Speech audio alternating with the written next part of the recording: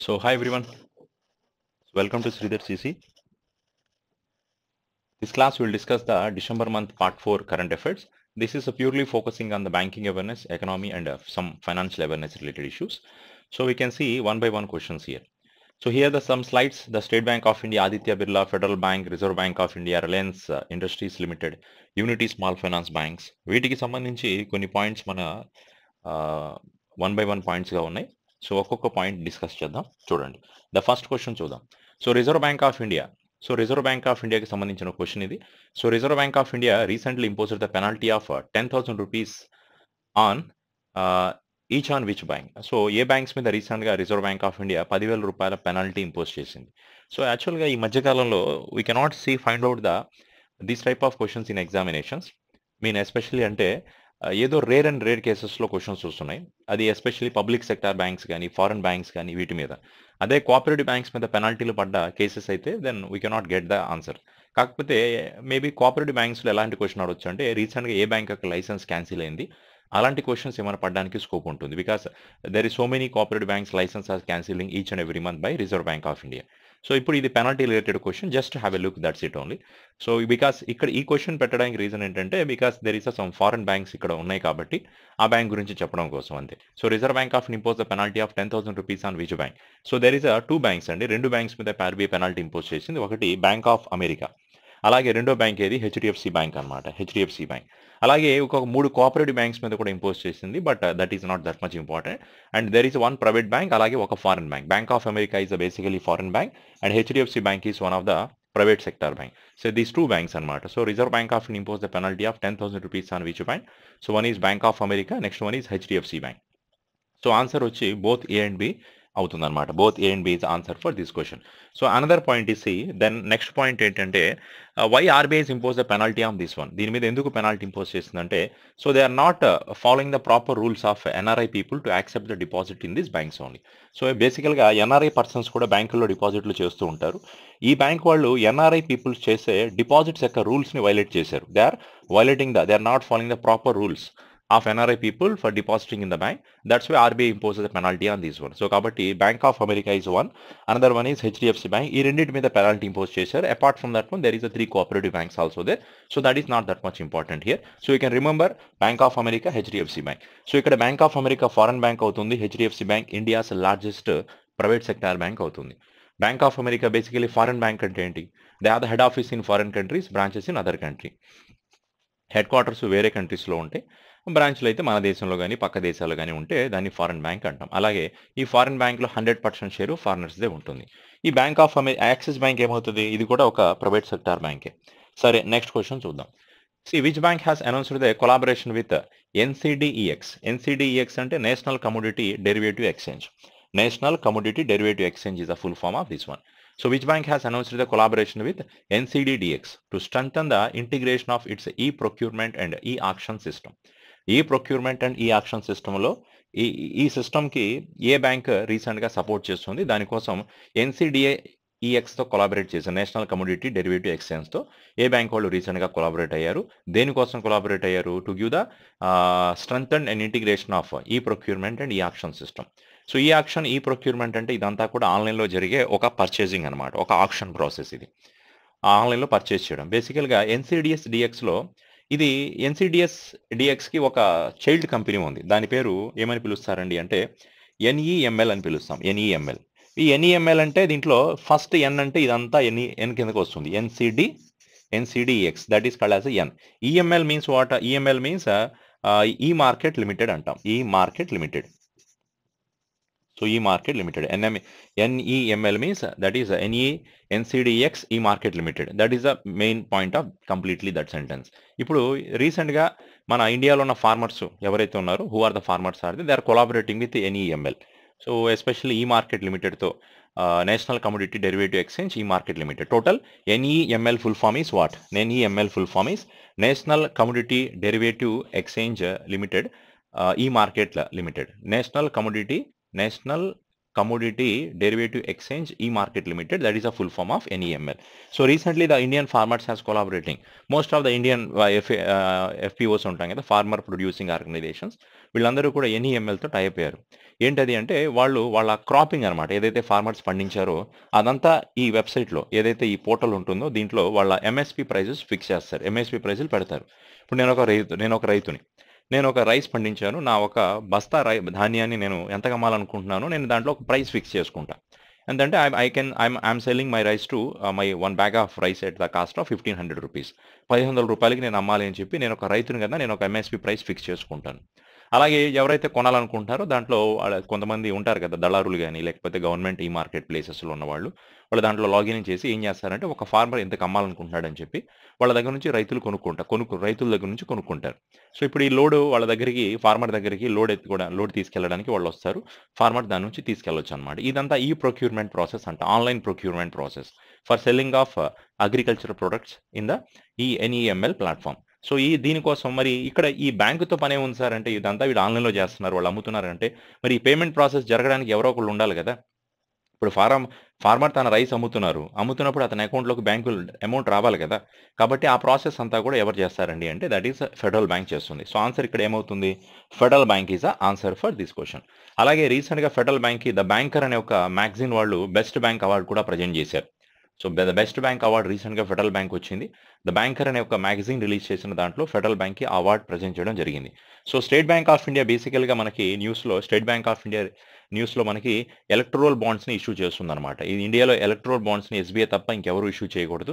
రీసెంట్గా సుప్రీంకోర్టు కూడా state Bank of ఇండియాకి ఇక ఎలక్ట్రల్ బాండ్స్ని ఒక కాన్ఫిడెన్షియల్గా ఉండట్లేదు, కాన్ఫిడెన్షియల్గా ఉంచుతారు, అది మన ఫండమెంటల్ రైట్స్కి అగెనిస్ట్గా ఉంది, కాబట్టి ఎలక్ట్రల్ బాండ్స్ ప్రాసెస్ని ఆపండి అని చెప్పి సుప్రీంకోర్టు స్టేట్ బ్యాంక్ ఆఫ్ ఇండియాకి చెప్పడం కూడా జరిగింది. సో మనకి ఇది ఇంపార్టెంట్ పాయింట్, ఎలక్ట్రల్ బాండ్స్ని ఏ బ్యాంక్ వాళ్ళు ఇష్యూ చేస్తారని అడిగితే we can say the answer is SBI అనమాట. So according to NSO, national statistical office, so India's gross domestic product grew at higher than expected %, July to September అంటే ఇది మనకి second quarter అనమాట. వీళ్ళు చెప్పిన ప్రకారం every year have the 4 quarters. So first quarter April, May, June ఉంటుంది, July, August, September second quarter, October, November, December third, అలాగే Jan, February, March ఈ ఫోర్త్ క్వార్టర్ అవుతుంది. సో వీళ్ళు NSO రిలీజ్ చేసిన రిపోర్ట్ ప్రకారం మన ఇండియాలో GDP growth rate July to September ఎంత ఉంది? The answer is we can say 7.6%. ఇది ఆల్రెడీ జూలై టు సెప్టెంబర్ అంటే సెకండ్ క్వార్టర్, ఆల్రెడీ మనకి థర్డ్ క్వార్టర్ కూడా కంప్లీట్ అయిపోయింది. థర్డ్ క్వార్టర్ అంటే which is consider as a October to December అనమాట. October to December, this is third quarter. ఈ quarter complete అయిన తర్వాత జనవరి మంత్లో GDP వాల్యూని మళ్ళీ రిలీజ్ చేశారు NSO వాళ్ళు. NSO రిలీజ్ చేసిన రిపోర్ట్ ప్రకారం Q3 థర్డ్ క్వార్టర్లో ఇండియా యొక్క GDP గ్రోత్ రేట్ ఎంత ఉంది? So they said the GDP growth rate of India is 7% అనమాట. అంటే 7.6 నుంచి 7%కి తగ్గింది. అలాగే మిగతా వాళ్ళ రిపోర్ట్ కూడా చూద్దాం. For example RBI. So RBI ఇంతకుముందు GDP గ్రోత్ రేట్ 6.5% ఉండేది, ఇప్పుడు 7% అయింది. అలాగే ఇంటర్నేషనల్ మానిటరీ ఫండ్ గ్రోత్ ఎంత? So IMF has said India growth rate is we can see 6.3% అండి. అదే కమింగ్ ఇయర్ 2024-25లో అయితే IMF వాళ్ళు మన గ్రోత్ రేట్ని 6.55గా డిసైడ్ చేశారు. అలాగే ఏషియన్ డెవలప్మెంట్ బ్యాంక్ కూడా. So Asian Development bank they decided India growth rate is 6.7%. This is for Asian Development bank. అలాగే world bank కూడా చూద్దాం. World bank is said India growth rate is 6.3%. ఇదంతా మన India యొక్క growth rates అనమాట. 6.3, 6.7, 6.3, 6.5, 7%, etcetera. So ఇది మన India యొక్క GDP గ్రోత్ రేట్స్ అవుతాయి. So NSO, national statistical office అనేది ఎలా స్టార్ట్ అయిందంటే బేసికల్గా NSSO అనే ఒక ఆర్గనైజేషన్ ఉండేది, national sample survey organisation, plus అలాగే CSO. ఇంతకుముందు NSOని CSO అన్నాం, సెంట్రల్ స్టాటిస్టికల్ ఆఫీస్. ఈ రెండు 2019లో కొలాబరేట్ అయ్యి తన పేరుని NSO కిందకి మార్చారు. సో NSO బేసికల్గా మన ఇండియాలో మన GDP వాల్యూస్ యొక్క రిపోర్ట్ రిలీజ్ చేస్తుంది. సో ఇన్ఫ్లేషన్ యొక్క రిపోర్ట్ని రిలీజ్ చేస్తుంది. దాంతోపాటు they can also releasing the poverty and unemployment report. ఇండియాలో పావర్టీ ఎంత ఉంది, అలాగే అన్ఎంప్లాయ్మెంట్ యొక్క రేషియో ఎంత ఉంది.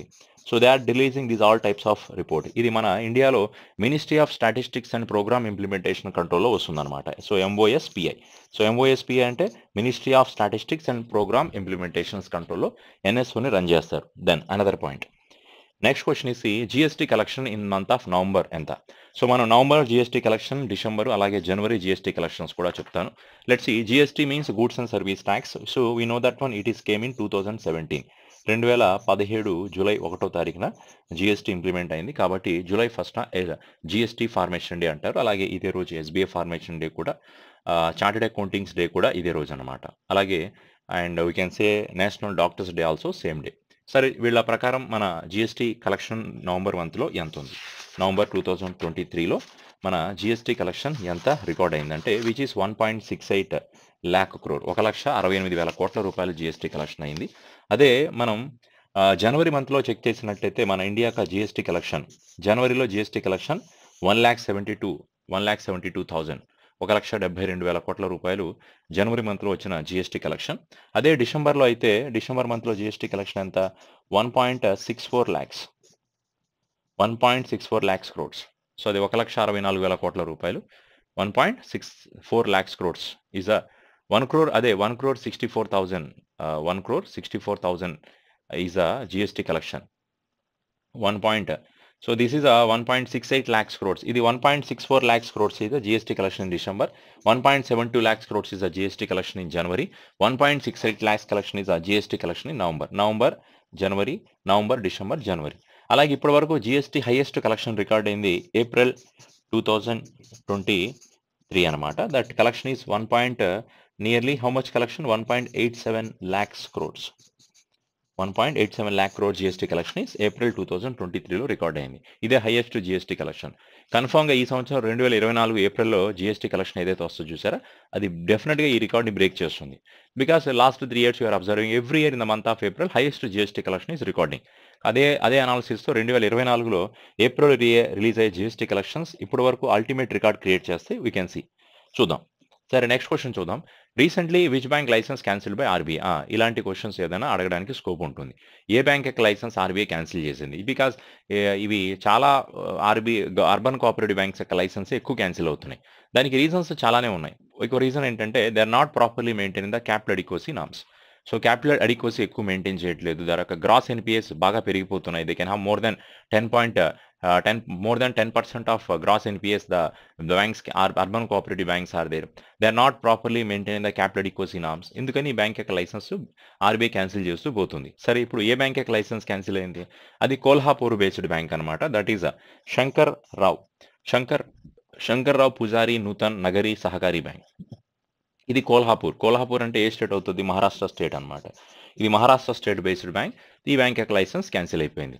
బేసిక్గా ఆర్బీఐ ఒక బ్యాంక్ యొక్క లైసెన్స్ని క్యాన్సిల్ చేయాలంటే ఏ సెక్షన్ ప్రకారం క్యాన్సిల్ చేస్తుందండి అంటే section 11 and section 23 of banking regulation act 1949. So ఈ సెక్షన్ ప్రకారం ఈ యాక్ట్లో ఉన్న ఈ సెక్షన్స్ ప్రకారం ఒక బ్యాంక్ యొక్క లైసెన్స్ ఆర్బీఐ క్యాన్సిల్ చేయడానికి స్కోప్ ఉంటుందన్నమాట. So this is urban cooperative bank related story. Next question చూడండి. Which bank has collaborated with Accenture to create a data lake platform? So ఏ బ్యాంక్ వాళ్ళు రీసెంట్గా ఎసెంచర్తో డేటా లేక్ ప్లాట్ఫామ్ మీద ఒక collaboration చేశారు. So it is design and develop the scalable secure enterprise data lake platform that is called as advanced analytics. దీని మీద ఎక్కువగా వీళ్ళు దేని మీద ఫోకస్ చేయడం కోసం లాంచ్ చేశారు తెలుసా? ఇది అడ్వాన్స్డ్ అనలైటిక్స్ అంటాం. అలాగే రిపోర్టింగ్ కేపబిలిటీస్ అంటాం.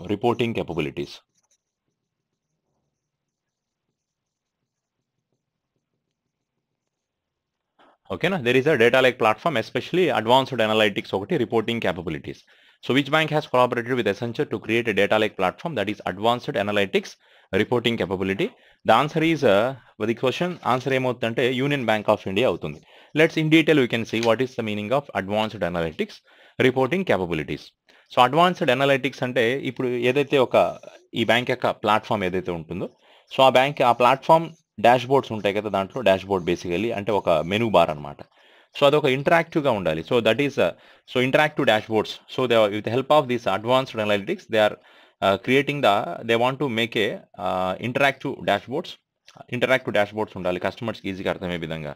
సో ఒక స్క్రీన్ విజిబిలిటీ బాగుండాలి అండ్ ఒక అట్రాక్టివ్ మేనర్లో డాష్ బోర్డ్స్ని క్రియేట్ చేయాలి. ప్లస్ అలాగే రిపోర్ట్స్ ఫర్ ద బిజినెస్ అనమాట. రిపోర్టింగ్ క్యాపబిలిటీస్ అంటే రిపోర్ట్ ఫర్ బిజినెస్ అంటే ఏంటి మీనింగ్?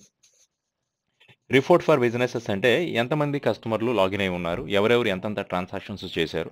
యాప్లో ఒక రిపోర్ట్ జనరేట్ అవ్వాలి. రిపోర్ట్ జనరేట్ అవ్వాలంటే దానికి ఒక రిపోర్టింగ్ ఆప్షన్స్ కొన్ని ఉంటాయి. సో వాటిని బేస్ చేసి రిపోర్ట్ తీయగలగాలి. రిపోర్ట్ తీస్తే ఏమవుతుంది, ఎంతమంది యాప్స్ యూజ్ చేస్తున్నారు, ప్లస్ ఎవరెవరు ఎంతెంత ట్రాన్సాక్షన్స్ చేస్తున్నారు, దాని ఫ్యూచర్లో ఎలాంటి ట్రాన్సాక్షన్స్ జరగవచ్చు, అనాలిసిస్ చేయొచ్చు అనమాట. సో దిస్ ఇస్ అనలైటిక్స్ అంటాం. అనలైటిక్స్ అంటే ఫ్యూచర్లో ఏమైనా జరుగుతుందా, మనం ప్రాపర్ డేటా మన దగ్గర ఎక్స్ట్రాక్షన్ చేసి తద్వారా ఏం చేయొచ్చు అంటే you can plan the future growth of the banks. So bank యొక్క ఫ్యూచర్ గ్రోత్ని అనాలిసిస్ చేయొచ్చు అనమాట. ఇవన్నీ కూడా దీనే advanced analytics and reporting capabilities అంటాం. సో ఈ ప్రాసెస్ని వీళ్ళు ఏమని పేరు పెట్టారంటే డేటా లేక్ ప్లాట్ఫామ్ అన్నారు. ఇంతకీ ఏ బ్యాంక్తో కలిసి చేశారండి అంటే union Bank of India. It is one of the public sector bank in the country. So head office is belongs to Mumbai. The people that is the head office is belongs to ఎక్కడ, ముంబైలో దీని head office అనేది ఉంది మనకి. Good people to bank with అనేది ఈ bank యొక్క tag line. Good people to bank with is the tagline for this one. అదే good people to grow with అనే ట్యాగ్ లైన్ ఉంటే అది Indian overseas bank tag line అవుతుంది. So ఇక్కడ ఉన్న బ్యాంక్ హెడ్ ఆఫీస్ ఎక్కడ ఉన్నాయి, ఎస్బీఐ ముంబైలో ఉంది, కెనరా బ్యాంక్ బెంగళూరులో ఉంది, బ్యాంక్ ఆఫ్ బరోడా అయితే Vadodara which is Gujarat, HDFC bank ముంబైలో ఉంది, అలాగే యూనియన్ బ్యాంక్ ఆఫ్ ఇండియా కూడా ముంబైలోనే ఉంది. So which bank has partnered with water corporation provide the water, sanitations and hygiene loans. So ఏ బ్యాంక్ వాళ్ళు రీసెంట్గా వాటర్ కార్పొరేషన్తో టైఅప్ అయ్యారు. సో వాటర్ కార్పొరేషన్ ఇక్కడ ఏమని పిలుస్తారండి అంటే ఇక్కడ బేసికల్గా water.org అనే ఆర్గనైజేషన్ అనమాట. water.org. సో ఏ బ్యాంక్ వాళ్ళు రీసెంట్గా water.orgతో కొలాబరేట్ అయ్యారు, టైఅప్ అయ్యారు to help the people to get a safe water and sanitation. to get a safe water and sanitation facility here, especially affordable housing loan, something etc. అయితే ఈ purpose కోసం loan ఇవ్వడి, water, sanitations and hygiene loans అనమాట. Especially ఇవి దేశంలో contribute చేయడం కోసం ఈ లోన్స్ని ఎక్కువగా ప్రొవైడ్ చేయడం జరుగుతుంది. సో చెప్పండి ఇంతకీ ఏ బ్యాంక్ వాళ్ళు ఈ పని చేశారు. So which of the bank has doing this one, that is Ujjivan small finance bank అండి. ఇది ఒక స్మాల్ ఫైనాన్స్ బ్యాంక్స్ మన దేశంలో. ఈ స్మాల్ ఫైనాన్స్ బ్యాంక్స్ని, ఈ ఉజ్జీవన్ స్మాల్ ఫైనాన్స్ బ్యాంక్ ఎక్కడుంది, బెంగళూరులో దీని హెడ్ ఆఫీస్ ఉంది, బెంగళూరు. అలాగే జనా స్మాల్ ఫైనాన్స్ బ్యాంక్ కూడా బెంగళూరే.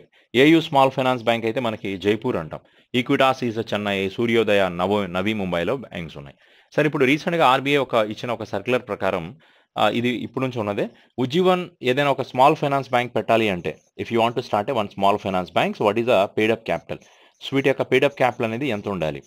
So you can say the paid up capital for the small finance banks are that is 200 crores అనమాట. 200 crores ఉండాలి. అదే ఒక అర్బన్ కోఆపరేటివ్ బ్యాంక్ కనుక స్మాల్ ఫైనాన్స్ బ్యాంక్స్గా మారాలి అనుకున్నట్లయితే 100 crores సరిపోతుంది.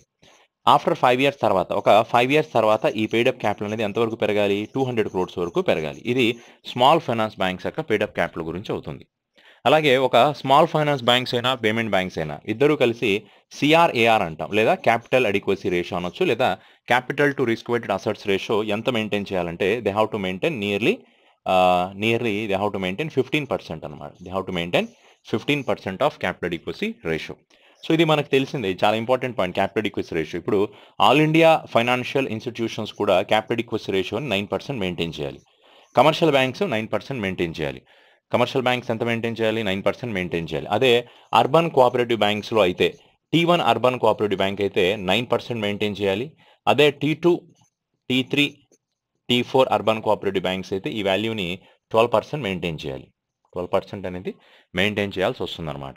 అదే ఒక అర్బన్ కోఆపరేటివ్ బ్యాంక్ని షెడ్యూల్ బ్యాంక్గా మార్చాలి అనుకున్నప్పుడు, ఒక అర్బన్ కోఆపరేటివ్ బ్యాంక్ని షెడ్యూల్ బ్యాంక్గా మార్చాలి అనుకున్నప్పుడు మాత్రం ఈ పెయిడప్ ఈ క్యాపిటల్ అడిక్వసీ రేషియో అనేది 15%. ఎంత ఇప్పుడు కరెంట్ ఎంతైతే ఉందో ఒక అర్బన్ కోఆపరేటివ్ బ్యాంక్ని షెడ్యూల్ కమర్షియల్ బ్యాంక్గా మార్చాలి అంటే వీళ్ళు ఇప్పుడు ఎంత క్యాపిటల్ అడిక్వసీ మెయింటైన్ చేస్తున్నారు దానికి 3% ఎక్స్ట్రా మెయింటైన్ చేయాలి. అంటే T1 urban cooperative bank 12% maintain చేయాలి. T2, T3, T4 urban cooperative bank దీనికి 3% యాడ్ చేసి 15% మెయింటైన్ చేయాలి.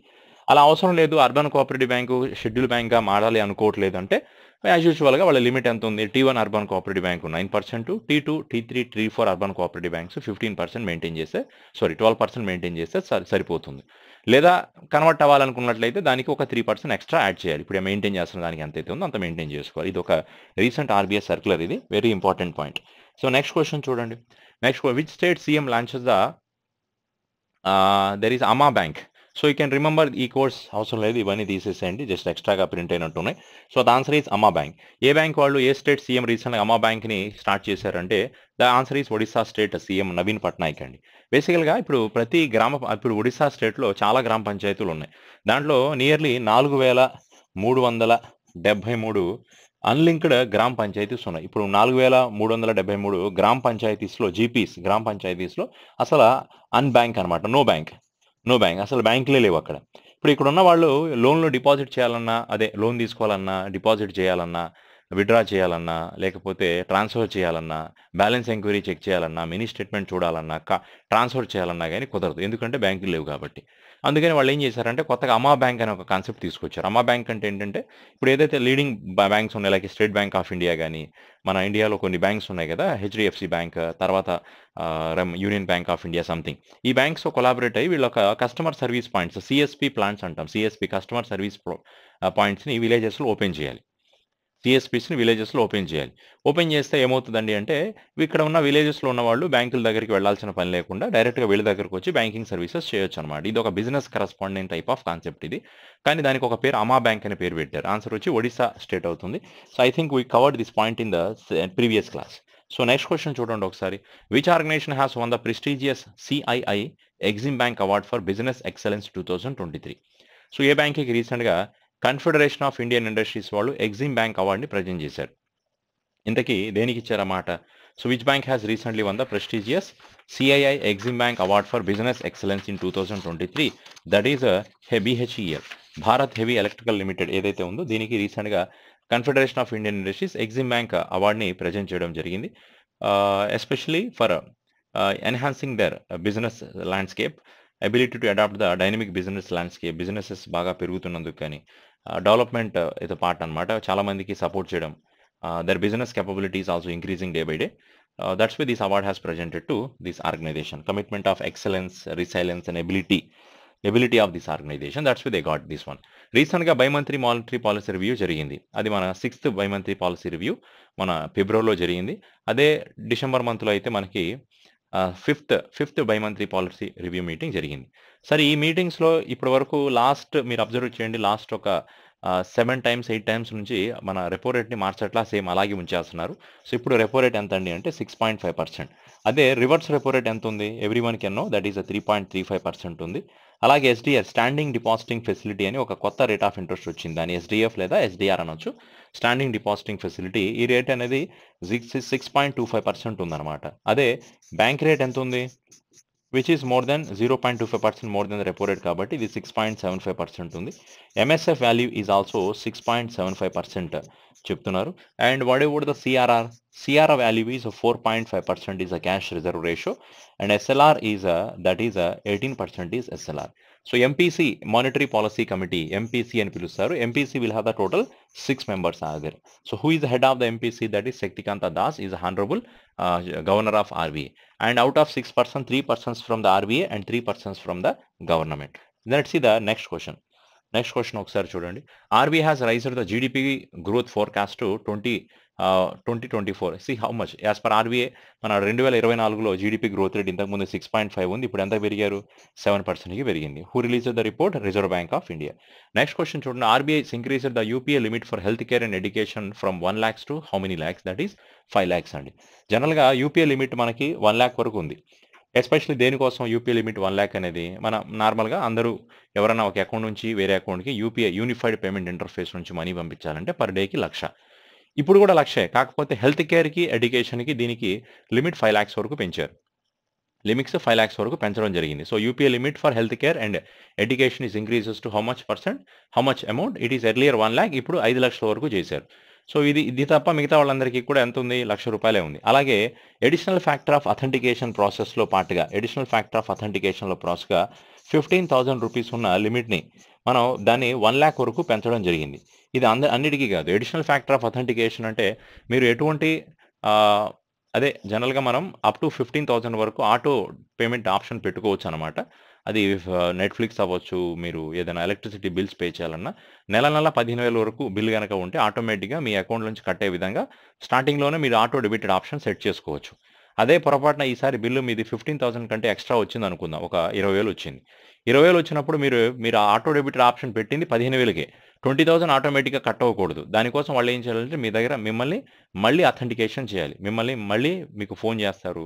మీ దగ్గర వెరిఫికేషన్ చేస్తారు. సో, మీకు ఒక ఓటీపీ వస్తుంది. లింక్ పంపిస్తారు. అది క్లిక్ చేసి మళ్ళీ మీరు యాక్సెప్ట్ చేయాలన్నమాట. అంటే మిమ్మల్ని మళ్ళీ వెరిఫై చేస్తారు. They are doing some additional factor of authentication for you. ఈసారి మీరు 20,000కి మీరేం చేశారండి అంటే ఓకే. సో, 20,000కి మీరు చెప్పినట్టు మీరు యాక్సెప్టెన్స్ ఇచ్చారు. సో, ఈ 20,000 కట్ అయిపోతాయన్నమాట ఆటోమేటిక్‌గా. నెక్స్ట్ ఇయర్ మళ్ళీ మీ బిల్ 20,000 వస్తే మళ్ళీ ఆటోమేటిక్‌గా 20,000 కట్ చేయడు. మళ్ళీ మీ దగ్గర additional factor of authentication confirm చేసుకోవాలి. అంటే ఎన్ని సార్లు 15,000 కంటే బిల్ ఎక్కువ వస్తదో అన్ని సార్లు మళ్ళీ మిమ్మల్ని వెరిఫై చేయాల్సి వస్తదన్నమాట. అంటే పర్మిషన్ తీసుకోవాలి మీ దగ్గర. ఆ పర్మిషన్ తీసుకోవడానికి మిమ్మల్ని ఫోన్ చేస్తాడు. లేకపోతే మీకొక మెసేజెస్ వస్తాయి. దాంట్లో మీరు అథెంటికేషన్ చేస్తే 20,000 కట్ చేస్తారు. ఇది లిమిట్ 15,000 వరకే ఉండేది ఇంతకుముందు. ఇప్పుడు ఈ లిమిట్‌ని 1,00,000 వరకు పెంచారు. అంటే ఇప్పుడు 1,00,000 వరకు కూడా మీరు ఆటో డెబిటెడ్ ఆప్షన్‌ని ఫిట్ చేసుకోవచ్చు. కానీ ఇది అన్నిటికి కాదు. అన్నిటికి కాదు. Only for few type of cases. ఎలాంటి కేసెస్ అది? మీ ఇన్స్యూరెన్స్ పేమెంట్స్ అవ్వచ్చు. చాలామంది ఇన్సూరెన్స్ పేమెంట్లు చేస్తాం. తర్వాత క్రెడిట్ కార్డ్ బిల్స్ కానీ, ఈ మ్యూచువల్ ఫండ్ సబ్స్క్రిప్షన్స్ ఉన్నాయి కదా! Mutual fund subscriptions. సో, వీటికనమాట. ఐపీఓ సబ్స్క్రిప్షన్స్ కానీ, ఇన్సూరెన్స్‌కి, క్రెడిట్ కార్డ్ బిల్స్‌కి, మ్యూచువల్ ఫండ్ సబ్స్క్రిప్షన్స్‌కి వీటికి మాత్రమే 1,00,000 వరకు మీ లిమిట్‌ని పెంచారు. బట్ రిమైనింగ్ కేసెస్ అన్నిటికి కూడా 15,000 రూపీసే. So, you can understand this point here. The next one, RBI revoked the licence of which cooperative bank. ఇంకొక కోఆపరేటివ్ బ్యాంక్ లైసెన్స్ కూడా ఆర్‌బీఐ రీసెంట్‌గా క్యాన్సిల్ చేసింది. That is urban cooperative bank. పేరే urban cooperative bank. ఇది ఎక్కడుంది? Which is in Sitapur of Uttar Pradesh. UP state bank Sitapur యూపీలో ఉంది. ఈ బ్యాంక్ యొక్క లైసెన్స్ రీసెంట్‌గా క్యాన్సిల్ చేశారు. Section 11 and section 22(3) of banking regulation act 1949 because they are violating the rules of RBI. Then ఏ బ్యాంక్‌కి రీసెంట్‌గా బ్యాంక్ ఆఫ్ ది ఇయర్ అనే అవార్డ్ ఇచ్చారు. ఎవరిచ్చారు ఈ అవార్డ్‌ని? ద బ్యాంకర్ అనే ఒక మ్యాగజైన్ వాళ్ళు ఇచ్చారు. ఈ బ్యాంకర్ అనే మ్యాగజైన్ ఎవరు రిలీజ్ చేస్తారండి అంటే ఫైనాన్షియల్ టైమ్ అనే న్యూస్ పేపర్. ఫైనాన్షియల్ టైమ్ అనే ఒక న్యూస్ ఏజెన్సీ వాళ్ళు ప్రతి సంవత్సరం ద బ్యాంకర్ అనే ఒక మ్యాగజైన్ రిలీజ్ చేస్తారు. దాంట్లో బ్యాంకర్ ఆఫ్ ది ఇయర్ అనే అవార్డ్‌ని ఏ బ్యాంక్‌కి ఇచ్చారు. దట్ ఈస్ ఫెడరల్ బ్యాంక్‌కి ఇవ్వడం జరిగింది. So, it is belongs to Aluva. Your perfect banking partner is the tagline for Federal bank. Very important bank. It is one of the private sector bank only. Then next question చూడండి. Which bank has introduced the youth centric fast swap credit card in partnership with Mastercard. So, master కార్డ్‌తో కలిసి ఏ bank వాళ్ళు కొత్తగా ఒక credit card launch చేశారు. అది ఒక ఫస్ట్ స్వైప్ క్రెడిట్ కార్డ్ ఇది. ఎవరితో? మాస్టర్ కార్డ్‌తో కలిసి. ఎంతకి ఏ బ్యాంక్ వాళ్ళు లాంచ్ చేశారండి అంటే that is IDFC first bank launch చేసిందండి. So, IDFC first Bank in collaboration in Mastercard introduced the first swipe credit card.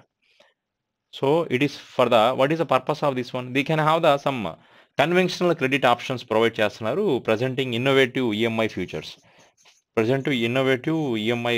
ఉన్నాయి. ఈఎంఐ ఆప్షన్ ఉంటుంది దీంట్లో. బేసికల్‌గా చాలా క్రెడిట్ కార్డ్‌లో ఉంటది. అలాగే ఫ్లెక్సిబుల్ పేమెంట్ ఆప్షన్ ఉంది. ఫ్లెక్సిబుల్ పేమెంట్ ఆప్షన్స్ అని, అలాగే ఎక్సైటింగ్ మర్చెంట్ ఆఫర్స్. మనం ఏదైనా కొంటున్నప్పుడు మనకు ఆఫర్స్ అనమాట. ఇవన్నీ బేసిక్ కార్డ్సే. అంటే ఇది చాలా బ్యాంకులు లాంచ్ చేసి ఇది ఒక్క బ్యాంకే కొత్తగా లాంచ్ చేసింది ఏం కాదు. So many banks also introduce the same. కాకపోతే ఈ పేరు కొంచెం వెరైటీగా ఉందని పెట్టాం. ఫస్ట్ స్వాప్ అనే ఒక క్రెడిట్ కార్డ్‌ని ఏ బ్యాంక్ వాళ్ళు మాస్టర్ కార్డ్‌తో కలిపి లాంచ్ చేశారంటే the answer is IDFC first Bank అనమాట. ఐడీఎఫ్‌సి ఫస్ట్ బ్యాంక్ కూడా ప్రైవేట్ బ్యాంకే. హెడ్ ఆఫీస్ ముంబైలోనే ఉంది. ఇక్కడ ఈ బోర్డు మీద 5 బ్యాంకులు కనబడుతున్నాయి కదా! ఈ 5 బ్యాంకుల హెడ్ ఆఫీసు ముంబైనే. So, RBL bank, HDFC, ICICI, Axis bank all have the head office in Mumbai only. సరే, which insurance company introduced the active one cover 100% health insurance. ఏ కంపెనీ వాళ్ళు రీసెంట్‌గా 100% హెల్త్ కవరేజెస్‌తో ఒక యాక్టివ్ వన్ అనే ఒక హెల్త్ ఇన్సూరెన్స్ ప్లాన్‌ని launch చేశారు. అది Aditya Birla health insurance company అండి. ఆదిత్య బిర్లా వాళ్ళు యాక్టివ్ వన్ అనే ఒక హెల్త్ ఇన్సూరెన్స్ ప్లాన్ స్టార్ట్ చేశారు. మీ అందరికీ తెలిసిందే చాలా కంపెనీలు హెల్త్ ఇన్సూరెన్స్‌తో వస్తున్నాయి. అదే క్యాష్‌లెస్ ట్రీట్మెంట్స్ అండి. హెల్త్ ఇన్సూరెన్స్ అంటే మన నెట్వర్క్ హాస్పిటల్స్‌లో మనం ఎటువంటి క్యాష్ పే చేయకుండా ట్రీట్మెంట్ చేయించుకోవచ్చు. వేరే హాస్పిటల్స్‌లో ట్రీట్మెంట్ జరిగితే ఆ బిల్ ప్రొడ్యూస్ చేస్తే మీ అమౌంట్ ఆఫ్ మనీ మీకు తిరిగి వచ్చేస్తదనమాట. కానీ ఏంటంటే ఒక్కొక్క హెల్త్ ఇన్సూరెన్స్ పాలనలో ఇంత కవరేజ్ అని మాత్రమే ఉంటది. ఒక ఒక 5 లాక్స్ పాలిసీ తీసుకున్నాం. 5 లాక్స్ వరకు కవరేజ్ ఉంటుంది అని చెప్పడం. కానీ వీడైతే 100% హెల్త్ ఇన్సూరెన్స్ అని చెప్తున్నారు. And it will providing the more benefits. అది రిమైనింగ్ హెల్త్ ఇన్సూరెన్స్‌తో కంపేర్ చేసి కొన్ని ఎక్కువ బెనిఫిట్స్. అంటే ఒకసారి ట్రీట్మెంట్ కంప్లీట్ అయిపోయింది. అనుకున్న 5 లక్షలు అయిపోయాయి. మళ్ళీ ఇంకొక 5 లాక్స్ వరకు ఇవ్వడం. ఇలాంటివి అన్నీ కూడా బెనిఫిట్స్ అవుతాయి. ఇలాంటి కాన్సెప్ట్‌ని Aditya Birla health insurance company వాళ్ళు స్టార్ట్ చేశారు. బేసికల్‌గా హెల్త్ ఇన్సూరెన్స్‌లో మనకేమైనా హెల్త్‌కి ఏదైనా అయితేనే మనం క్యాష్‌లెస్ ట్రీట్మెంట్ చేయించుకోవచ్చు. కాకపోతే ప్రతి నెల మనం ప్రతి సంవత్సరం మనం ప్రీమియం కట్టాల్సిందే. సో మీరు 10 సంవత్సరాలు ప్రీమియం కట్టారు. ఈ 10 సంవత్సరాలు మనకేం కాలేదు. చాలా ఇన్సూరెన్స్ కంపెనీస్ మనం కట్టిన అమౌంట్‌ని తిరిగివ్వవు. అది బేసికల్ మెడికల్ ఇన్సూరెన్స్ కానీ, టర్మ్ ఇన్సూరెన్స్ ఇలాగే ఉంటాయి. మనం కడుతూ పోతాం. మనకేం జరగకపోతే ఫైనల్‌గా మెచ్యూరిటీ అయిపోయిన తర్వాత మనకేమి రావు. మనం కడుతూ పోతున్నప్పుడు మధ్యలో ఏదైనా అయితే మనకు బెనిఫిట్ అనమాట. కానీ ఆదిత్య బిర్లా వాళ్ళు ఒక హెల్త్ ఇన్సూరెన్స్ పాలిసీ స్టార్ట్ చేశారు. దాంట్లో ఏంటంటే మీరు ఇయర్లీ ప్రీమియం కట్టుకుంటూ పోండి. పొరపాటున మీకు ఏది జరగకపోతే ఒక సర్టెన్ ఇయర్ తర్వాత మీరు కట్టిన ప్రీమియం మళ్ళీ మీకు తిరిగి ఇచ్చేస్తారనమాట. ఇదొక best option. Aditya Birla health insurance company వాళ్ళు లాంచ్ చేసిందే ఇది కూడా. సరే నెక్స్ట్ క్వెషన్ చూడండి. Which bank has launched an exclusive saving bank product for women Nari Shakti saving accounts with an independent source of income. సరే ఇంతకీ నారీ శక్తి సేవింగ్ అకౌంట్ ఏ బ్యాంక్ వాళ్ళు లాంచ్ చేశారు? సో ఆన్సర్ వచ్చి బ్యాంక్ ఆఫ్ ఇండియా. దీంట్లో బెనిఫిట్ ఏంటో తెలుసా? ఫీమేల్ పీపులే ఓపెన్ చేయాలి సేవింగ్ అకౌంట్‌ని. ఎవరైతే ఫీమేల్ పర్సన్స్ ఈ అకౌంట్ ఓపెన్ చేశారో వాళ్ళకి 1 crore యాక్సిడెంటల్ ఇన్సూరెన్స్ ఇస్తారు. ప్లస్ అలాగే ఎవరైనా వాళ్ళేమన్నా మెడికల్ ఇన్సూరెన్స్ తీసుకోవాలనుకున్నా, లేకపోతే ఏదన్నా సంథింగ్ లాకర్ ఫెసిలిటీస్ తీసుకోవాలనుకున్నా, హెల్త్ ఇన్సూరెన్స్ తీసుకోవాలనుకున్నా గానీ తక్కువ అమౌంట్ ఆఫ్ మనీకి వాళ్ళకి డిస్కౌంట్ ఇస్తారు. అలాగే 1 crore 1 crore యాక్సిడెంటల్ ఇన్సూరెన్స్‌తో పాటు ఎంతమంది ఫీమేల్ పర్సన్స్ అయితే బ్యాంక్‌లో అకౌంట్‌లు ఓపెన్ చేస్తారో ఒక్కొక్క ఫీమేల్ అకౌంట్‌కి ఈ బ్యాంక్ వాళ్ళు గవర్నమెంట్‌కి ఒక ₹10 ఇస్తారు. కార్పొరేట్ సోషల్ రెస్పాన్సిబిలిటీలో పాటుగా ఒక్కొక్క ఎంతమంది ఫీమేల్స్ అకౌంట్‌లు ఓపెన్ చేశారో అన్ని ₹10 అన్నమాట. సీఎస్ఆర్ ప్రోగ్రామ్‌లో పాటుగా వీళ్ళు సోషల్ సర్వీస్‌కి ఖర్చు పెట్టడం కూడా జరుగుతుంది. సో ఈ బ్యాంక్‌ని ఏ బ్యాంక్ వాళ్ళు లాంచ్ చేశారు? Bank of India. So head office వచ్చి ముంబైలోనే ఉంది. రిలేషన్‌షిప్ బియాండ్ బ్యాంకింగ్ అనేది బ్యాంక్ ఆఫ్ ఇండియాకి ట్యాగ్‌లైన్ అవుతుంది. సరే ఇప్పుడు ఇంకో question. Total digital payment transactions volume increased from 271 crore in 2017-18 to 13,462 crore rupees in 2022-23 at a CAGR at a compound annual growth rate of %. ఇప్పుడు point ఏమన్నాడంటే 2017-18లో మన ఇండియాలో డిజిటల్ ట్రాన్సాక్షన్స్ 2071 crores అయ్యాయి. వర్త్ అనమాట value. 2000 increased from 2071 crores in 2017-18 to ఇప్పుడు ఎన్ని ఉన్నాయి? 13,462 కోట్ల 13,462 crore rupees డిజిటల్ ట్రాన్సాక్షన్స్ ఇప్పుడు ఈ సంవత్సరంలో జరిగాయి. ఇది ఎంత పర్సెంటేజ్ పెరిగింది? కాంపౌండ్ యాన్యువల్ గ్రోత్ రేట్ ఎంత పర్సెంటేజ్ పెరిగింది అంటున్నారు? దట్ ఈస్ 45% పెరిగిందండి. దేశంలో డిజిటల్ ట్రాన్సాక్షన్స్ బాగా జరుగుతున్నాయి. ఇప్పుడు జరిగిన డిజిటల్ ట్రాన్సాక్షన్స్ ఎన్ని? 13,462 కోట్ల డిజిటల్ ట్రాన్సాక్షన్స్ ఇండియాలో జరిగాయి. అది 45% ప్రీవియస్ ఇయర్‌తో ఎక్కువ. అంటే అది స్టార్ట్ చేసిన 2017-18తో కంపేర్ చేసి ఇప్పుడు 45% పెరిగిపోయిందనమాట. It is huge amount of digital transactions is increasing in the country. ఇప్పుడు డిజిటల్ పేమెంట్ అంటే ఏంటి? ఇవన్నీ యూపీఐ పేమెంట్ అనేది డిజిటల్ పేమెంటే అవుతుంది. యూపీఐ డిజిటల్ పేమెంటే కన్సిడర్ చేయొచ్చు. దాంతోపాటు ఇంకా డిజిటల్ పేమెంట్స్ ఏమవుతాయంటే which is especially another one is credit card payments కానీ, డెబిట్ కార్డ్ పేమెంట్ కానీ, మనం వాడే ఎన్ఈఎఫ్టీ అవ్వచ్చు, ఆర్టీజీఎస్ సర్వీసెస్ కానీ, ఐఎంపీఎస్ సర్వీసెస్ అవ్వచ్చు. ఇవన్నీ all internet banking, mobile banking applications అన్నీ కూడా డిజిటల్ పేమెంట్స్ కిందకే వస్తాయి. AEPS service, Aadhaar enabled payment system, APBS Aadhaar enabled bridge system, ఇవన్నీ కూడా ఈ ఆధార్ పేమెంట్ బ్రిడ్జ్ సిస్టమ్ ఇవన్నీ కూడా డిజిటల్ పేమెంట్సే అవుతాయి. ఇవన్నీ కలిపే 13,462 కోట్ల ట్రాన్సాక్షన్స్ అవి. అది 45% వాల్యూ పెరిగిందనమాట ఇండియాలో. That is important thing here.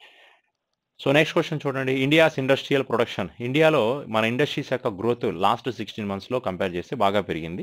ఎంత పర్సెంటేజ్? ఇండస్ట్రీస్ గ్రోత్ అనేది ఎంత పర్సెంటేజ్ పెరిగింది? When you compare with previous ఇయర్తో కంపేర్ చేస్తే ఇప్పుడు మనం గ్రోత్ వచ్చి 11.7% ఉంది. అదే ఇంతకుముందు మనం కంపేర్ చేసినప్పుడు లాస్ట్ ఇయర్ అయితే 4.1% ఉంది. లాస్ట్ ఇయర్ వచ్చి 4.1. ఇప్పుడు దగ్గరగా 11.3% అయింది. అంటే ఇండస్ట్రీస్ యొక్క గ్రోత్ ఇండియాలో బాగానే పెరిగిందనమాట. ఈ రిపోర్ట్ ఎవరు ఇచ్చారు? ఇంతకీ ఇండస్ట్రియల్ రిపోర్ట్ని ఎవరు రిలీజ్ చేశారండి అంటే ఎన్ఎస్ఓ, నేషనల్ స్టాటిస్టికల్ ఆఫీస్ వాళ్ళు ఈ రిపోర్ట్ని రిలీజ్ చేయడం జరిగిందండి. So it is good thing. బాగా పెరిగింది మన ఇండియాలో. అలాగే మ్యానుఫ్యాక్చరింగ్ సెక్టార్ యొక్క ప్రొడక్షన్ కూడా ఇండియాలో బాగా పెరిగింది. మ్యానుఫ్యాక్చరింగ్ సెక్టార్ యొక్క గ్రోత్ వచ్చి 10.4% పెరిగింది ఇండియాలో. అలాగే మైనింగ్ ప్రొడక్షన్ కూడా ఇంక్రీజ్ అయింది. మైనింగ్ ప్రొడక్షన్ 13.1% వరకు పెరిగింది. సో ఇండస్ట్రీస్ యొక్క ప్రొడక్షన్ వచ్చి 11.7, manufacturing sector production 10.4, mining production growth వచ్చి 13.1% అండి. సరే నెక్స్ట్ క్వశ్చన్ చూడండి ఒకసారి. So which bank has signed which bank has signed 70 million line of credit with the German development bank KfW to support the solar projects in the country. మన దేశంలో solar ప్రాజెక్ట్ని develop చేయడం కోసం మన Indian bank Germany country యొక్క KfW అనే ఒక development బ్యాంక్తో collaborate అయింది. ఇండియాలో సోలార్ ప్రాజెక్ట్ యొక్క సపోర్ట్ చేయడం కోసం. ఇంతకీ ఏ బ్యాంక్ అది? Which is the bank is answer? Answer is again state Bank of India. So answer SB అవుతుంది. ఇప్పుడు మన దేశంలో సోలార్ ఎనర్జీ మీద ఇండియా టార్గెట్ చేస్తుంది. So we have to do the more production of solar energy in the country. దేశంలో solar సెక్టార్ని బాగా పెంచాలి కదా. చూడండి, మనం ఇండియా ప్రధానమంత్రి సూర్యోదయ అనే ఒక ప్రోగ్రామ్ స్టార్ట్ చేశారు. ప్రతి ఇంటి మీద 1 కోటి ఇళ్ల మీద సోలార్ ప్యానల్ ఫిట్టింగ్ చేయాలి. రాబోయే 3 సంవత్సరాల్లో 40 గిగావాట్స్ ఆఫ్ ఎనర్జీని జనరేట్ చేయాలి. ఈ సంవత్సరం 10 గిగావాట్స్ టార్గెట్ కూడా ఉంది. సో దానికి ఆర్ఈసీ లిమిటెడ్ కూడా సపోర్ట్ చేస్తుంది, రూరల్ ఎలక్ట్రిఫికేషన్ కార్పొరేషన్. సో ఇప్పుడు ఇవన్నీ కూడా సోలార్ సపోర్ట్ మీద ఇండియా ఫ్యూచర్లో సోలార్ ఎనర్జీగా మారబోతుందండి. సో ద ఆన్సర్ వచ్చి స్టేట్ బ్యాంక్ ఆఫ్ ఇండియా అవుతుంది. Then another point is which organization will set up a cloud facility for financial sector in the country? So RBI రీసెంట్గా ఒక డెసిషన్ అనౌన్స్ చేసింది. ఒక డెసిషన్ అంటే almost they came with the two decisions. ఒకటి ఇదిగో ఈ point, fintech financial సెక్టార్కి ఒక cloud facility start చేయాలని ఒక డెసిషన్. అలాగే ఇంకొక పాయింట్ వచ్చేటప్పటికి they want to create there is a fintech repository అనే ఇంకో కాన్సెప్ట్ కూడా తీసుకొచ్చారు. They came up with the fintech repository. Then another point is they come up with the fintech repository ఒకటి, అలాగే ఇంకొక పాయింట్ వచ్చి cloud facility for financial sector. ఈ రెండు కొత్త కాన్సెప్ట్లు ఆర్బీఐని అనౌన్స్ చేశారు. సో కానీ వీళ్ళని మానిటర్ చేసేవాళ్ళు వేరే వాళ్ళు అనమాట. ఇప్పుడు చెప్పండి, ఈ క్లౌడ్ ఫెసిలిటీ ఫర్ ఫైనాన్షియల్ సెక్టార్ని ఎవరు మానిటర్ చేస్తారంటే IFTS. So Indian financial technology allied services. So this is a subsidiary of Reserve Bank of India. అలాగే ఈ ఫిన్టెక్ రిపాజిటరీని మొత్తం మెయింటైన్ చేసేది రిబిట్ అంటాం. That is which organisation is maintaining this one? Not ReBIT, this is a Reserve Bank Innovation Hub, that is RBIH. ఈ RBIH కానీ ఈ ఇఫ్టాస్ ఈ రెండు కూడా ఆర్బీఐకి సబ్సిడరీసే అవుతాయి. సో రెండిటికి fintech repository separate RBIH maintain చేస్తున్నారు. ఈ క్లౌడ్ ఫెసిలిటీ ఫర్ ఫైనాన్షియల్ సెక్టార్ని ఇఫ్టాస్ మెయింటైన్ చేస్తుంది. ఈ అనౌన్స్మెంట్ చేసింది మాత్రం ఆర్బీఐని. అనౌన్స్ చేసింది ఎవరు? Reserve Bank of India announce చేసింది. ఇప్పుడు మనకు తెలుసుకోవాల్సింది ఏంటంటే, సార్ ఇక్కడ cloud facility for fintech sector అంటే ఏంటి? క్లౌడ్ ఫెసిలిటీ మీ అబ్జర్వ్ చేయండి. ఈరోజు మన ఇంటర్నెట్లో చాలా క్లౌడ్ ఉంది. ఇప్పుడు ఫర్ ఎగ్జాంపుల్ గూగుల్ డ్రైవ్, ఇది ఒక క్లౌడ్ అనమాట. ఈ గూగుల్ డ్రైవ్లో మీరు ఫొటోస్ని కానీ మీ వీడియోస్ని కానీ మీరు అప్లోడ్ చేసుకున్నట్లయితే మీరు ఎక్కడైనా ఈ డ్రైవ్ని యాక్సెస్ చేయొచ్చు, మీరు ఎక్కడైనా లాగిన్ చేయొచ్చు, మీ ఫొటోస్ని చూడొచ్చు అనమాట. దీన్ని క్లౌడ్ ఫెసిలిటీ అంటాం. అంతేగాని ఇది ఒక ఇంట్రా నెట్వర్క్లోనే ఉండట్లేదుగా. సో ఇది ఒక ఇది లేదు, ఈ ప్లేస్లోనే నేను గూగుల్ క్రోమ్ వాడగలను, నేను విజయవాడలో వాడలేను, నేను జమ్మూ కాశ్మీర్లో దీన్ని యూజ్ చేయాలని అనే కాన్సెప్ట్ ఏం లేదు కదా. మీరు ఎక్కడైనా యూజ్ చేయొచ్చు. ఇది క్లౌడ్ అనమాట. అలాగే ఫైనాన్షియల్ సెక్టార్ డేటా ఏదైతే ఉంటుందో బ్యాంక్స్ యొక్క సమ్ టైప్ ఆఫ్ కాన్సెప్ట్స్ కానీ కొన్ని ప్రొడక్ట్స్ అవ్వచ్చు, like some internal. For example bank employees ఉన్నారు. బ్యాంక్ ఎంప్లాయీస్ వర్క్ చేయాలంటే వాళ్ళు ఖచ్చితంగా మనం బేసికల్గా వాళ్ళ బ్యాంకులోకి వెళ్ళాలి, ఆ బ్యాంకులో సిస్టమ్స్ ఓపెన్ చేయాలి. ఆ ప్లేస్లో తప్ప ఇంకొక చోట ఇంకెక్కడా కూడా వాళ్ళు ఆ డేటాని యాక్సెస్ చేయలేరు. ఎందుకంటే that is not a cloud అనమాట. అదొక VPN నెట్వర్క్ అంటాం. VPN కాన్సెప్ట్ అంటే inside of the bank only you can use the type of services. ఇక్కడ నుంచి వాళ్ళు ఏమంటున్నారంటే ఎక్కడ నుంచైనా కానీ ఒక కస్టమర్కి బ్యాంక్ ఎంప్లాయీలు సర్వీసెస్ ఇచ్చే విధంగా. అలాగే bank employees can also access the banks data in anywhere. So they can also participated in the different places to improve the banking sector businesses అనమాట. అంటే ఎక్కడి నుంచైనా బ్యాంక్ యొక్క ఫైనాన్షియల్ సెక్టార్ డేటాని యాక్సెస్ చేసే విధంగా ఆర్బీఐ ఒక కొత్త కాన్సెప్ట్తో వచ్చింది. దాన్నే cloud facility for fintech sector అంటాం. సో ఇదంతా కూడా ఇఫ్టాస్ అనే ఆర్గనైజేషన్ చూసుకుంటుంది. అలాగే ఈ ఫిన్టెక్ రిపాజిటరీ అంటే ఏంటి? Fintech repository means it is especially for the fintech companies. ఇప్పుడు దేశంలో ఫిన్టెక్ కంపెనీలు బాగా పెరిగిపోయింది. Like PhonePe, Google pay, Zomato వాళ్ళు కూడా ఇప్పుడు ఫిన్టెక్ బిజినెస్లో ఎంటర్ అయ్యారు. సో వీళ్ళు ఎవరెవరైతే కొత్తగా ఓపెన్ ఏఐ కానీ ఓపెన్ మీస్ is also one of the fintech company. So మీ బెస్ట్గా మనకు అర్థమయ్యే ఫిన్టెక్ కంపెనీస్ అంటే ఫోన్పే, గూగుల్ పే, వీళ్ళు ఫిన్టెక్ కంపెనీలు అనమాట. సో వీళ్ళ డేటాని స్టోర్ చేయడం కోసం వాళ్ళు ఒక రిపాజిటరీని క్రియేట్ చేస్తున్నారు. అది రిపాజిటరీ like one type of data centres అనమాట. డేటా సెంటర్స్ అంటే ఫిన్టెక్ కంపెనీస్ యొక్క డేటాని స్టోర్ చేయడం కోసం ఒక ఫిన్టెక్ రిపాజిటరీని సపరేట్గా ఫిన్టెక్ కంపెనీస్కే Reserve Bank of Innovation Hub వాళ్ళు క్రియేట్ చేస్తున్నారు. సో బ్యాంకులకి చాలా ఫిన్టెక్ రిపాజిటరీస్ ఉన్నాయి, they have the some own. అలాగే ఫిన్టెక్ కంపెనీస్ కూడా సపరేట్ ఒక రిపాజిటరీని క్రియేట్ చేయాలని ఆర్బీఐ ఒక అనౌన్స్ చేసింది. ఈ రెండు మేజర్ డెసిషన్సే, బట్ వీటి మీద ఇంకా మనకు క్లారిటీ రావాలి. Upcoming days we can get more information about these things. సరే, నెక్స్ట్ క్వశ్చన్ చూడండి. So India and which organisation has signed 200 million of loan agreement for Uttarakhand power system. So ఉత్తరాఖండ్లో పవర్ సెక్టార్ని boost up చేయడం కోసం, పవర్ సిస్టమ్ని boost up చేయడం కోసం $200 million of loan ఎవరు ఇచ్చారు? The answer is Asian Development Bank has giving this much of a loan. సరే, next question. So RBI grant authorisation to which bank pension disbursement retired railway employees. బేసికల్‌గా retire అయిన ఎంప్లాయీలకి వాళ్ళ pension అనేది bank అకౌంట్‌లో పడతదనమాట. ఇది చాలా కొంతమంది రిటైర్ అయిన ఎంప్లాయీలు సో, ఎవరితో టై అయి ఉండొచ్చు, ఎస్‌బీఐతో టై అయి ఉండొచ్చు. కొంతమంది బ్యాంకులు వాళ్ళు యూనియన్ బ్యాంక్‌తోనో, కొంతమంది వేరే వేరే బ్యాంకులతోనో ఎంప్లాయీలు వాళ్ళ అకౌంట్‌లు ఉంటాయి కదా! సో, ఆ అకౌంట్‌లని వారి పెన్షన్ డిపార్ట్‌మెంట్‌కి పంపిస్తే దాంట్లో పెన్షన్ ఏస్తా ఉంటారనమాట. ఇప్పుడు ఈళ్ళు కొత్తగా ఒక ప్రైవేట్ బ్యాంక్ రీసెంట్‌గా ఇండియన్ రైల్వేస్‌తో టై అప్ అయింది. సో, ఏందంటే రైల్వేస్‌లో ఎవరైతే రిటైర్ అవుతారో వాళ్ళకి మేము బ్యాంక్ అకౌంట్‌లు ఇస్తామండి. సో, వాళ్ళ పెన్షన్‌ని మా బ్యాంక్ అకౌంట్‌లోకి మేము డిపాజిట్ చేస్తాం మేము. మా పెన్షనర్స్ మా దగ్గరన వాళ్ళు సర్వీస్ తీసుకొని వాళ్ళ అమౌంట్ ఆఫ్‌ని వాళ్ళు విత్‌డ్రా చేసుకోవచ్చు. అంటే రిటైర్ అయిన రైల్వే ఎంప్లాయీస్‌కి మేము బ్యాంక్ అకౌంట్‌లు ఇస్తాం. సో, ఆ బ్యాంక్ అకౌంట్‌లో మీరు వాళ్ళ పెన్షన్ అమౌంట్‌ని డిపాజిట్ చేయండి. సో, అది వాళ్ళు తీసుకుంటారు. ఈ కాన్సెప్ట్‌తో ఈ ప్రోగ్రామ్ స్టార్ట్ అయింది. దీనికి ఆన్సర్ ఏది బంధన్ బ్యాంక్ అనమాట. Remember Bandhan bank is answer. ఇది ఒక Calcutta based head office bank ఇది. సో, ఆప్‌కే భలా సబ్‌కే భలా is the tagline for Bandhan bank. ఓకేనా? ఇవన్నీ ప్రైవేట్ బ్యాంకులు. RBL bank Mumbai, HDFC Mumbai, IndusInd bank Mumbai, IDBI bank is Mumbai only. సరే. నెక్స్ట్ క్వెషన్ చూడండి. So, ADB has raised the growth. So, అదే ఏషియన్ డెవలప్‌మెంట్ బ్యాంక్ ప్రకారం ఇంకా ఇండియా యొక్క జీడీపీ గ్రోత్ రేట్ 2023-24లో ఎంతుంది? అది question. So, as per Asian Development Bank. ఇందాకగా ఏడీబీ గురించి మనం చెప్పుకున్నాం. సో, ఏషియన్ డెవలప్‌మెంట్ బ్యాంక్ ప్రకారం ఇండియా యొక్క గ్రోత్ రేట్ ఎంత? 6.7% ఉందండి. సో, వీళ్ళు $200 మిలియన్ ఆఫ్ లోన్‌ని ఉత్తరాఖండ్ స్టేట్‌కి ఇచ్చారు. ఇది కూడా మనకి తెలిసిందే. సో, నెక్స్ట్ క్వెషన్ చూడండి. So, which of the following bank have collaborated to launch the exclusive co branded credit cards? 2 బ్రాండులు కలిసి ఒక క్రెడిట్ కార్డ్‌ని రిలీజ్ చేయడాన్ని కో బ్రాండెడ్ అంటాం. So, 2 brands one is a bank like IDFC bank ఒకటి.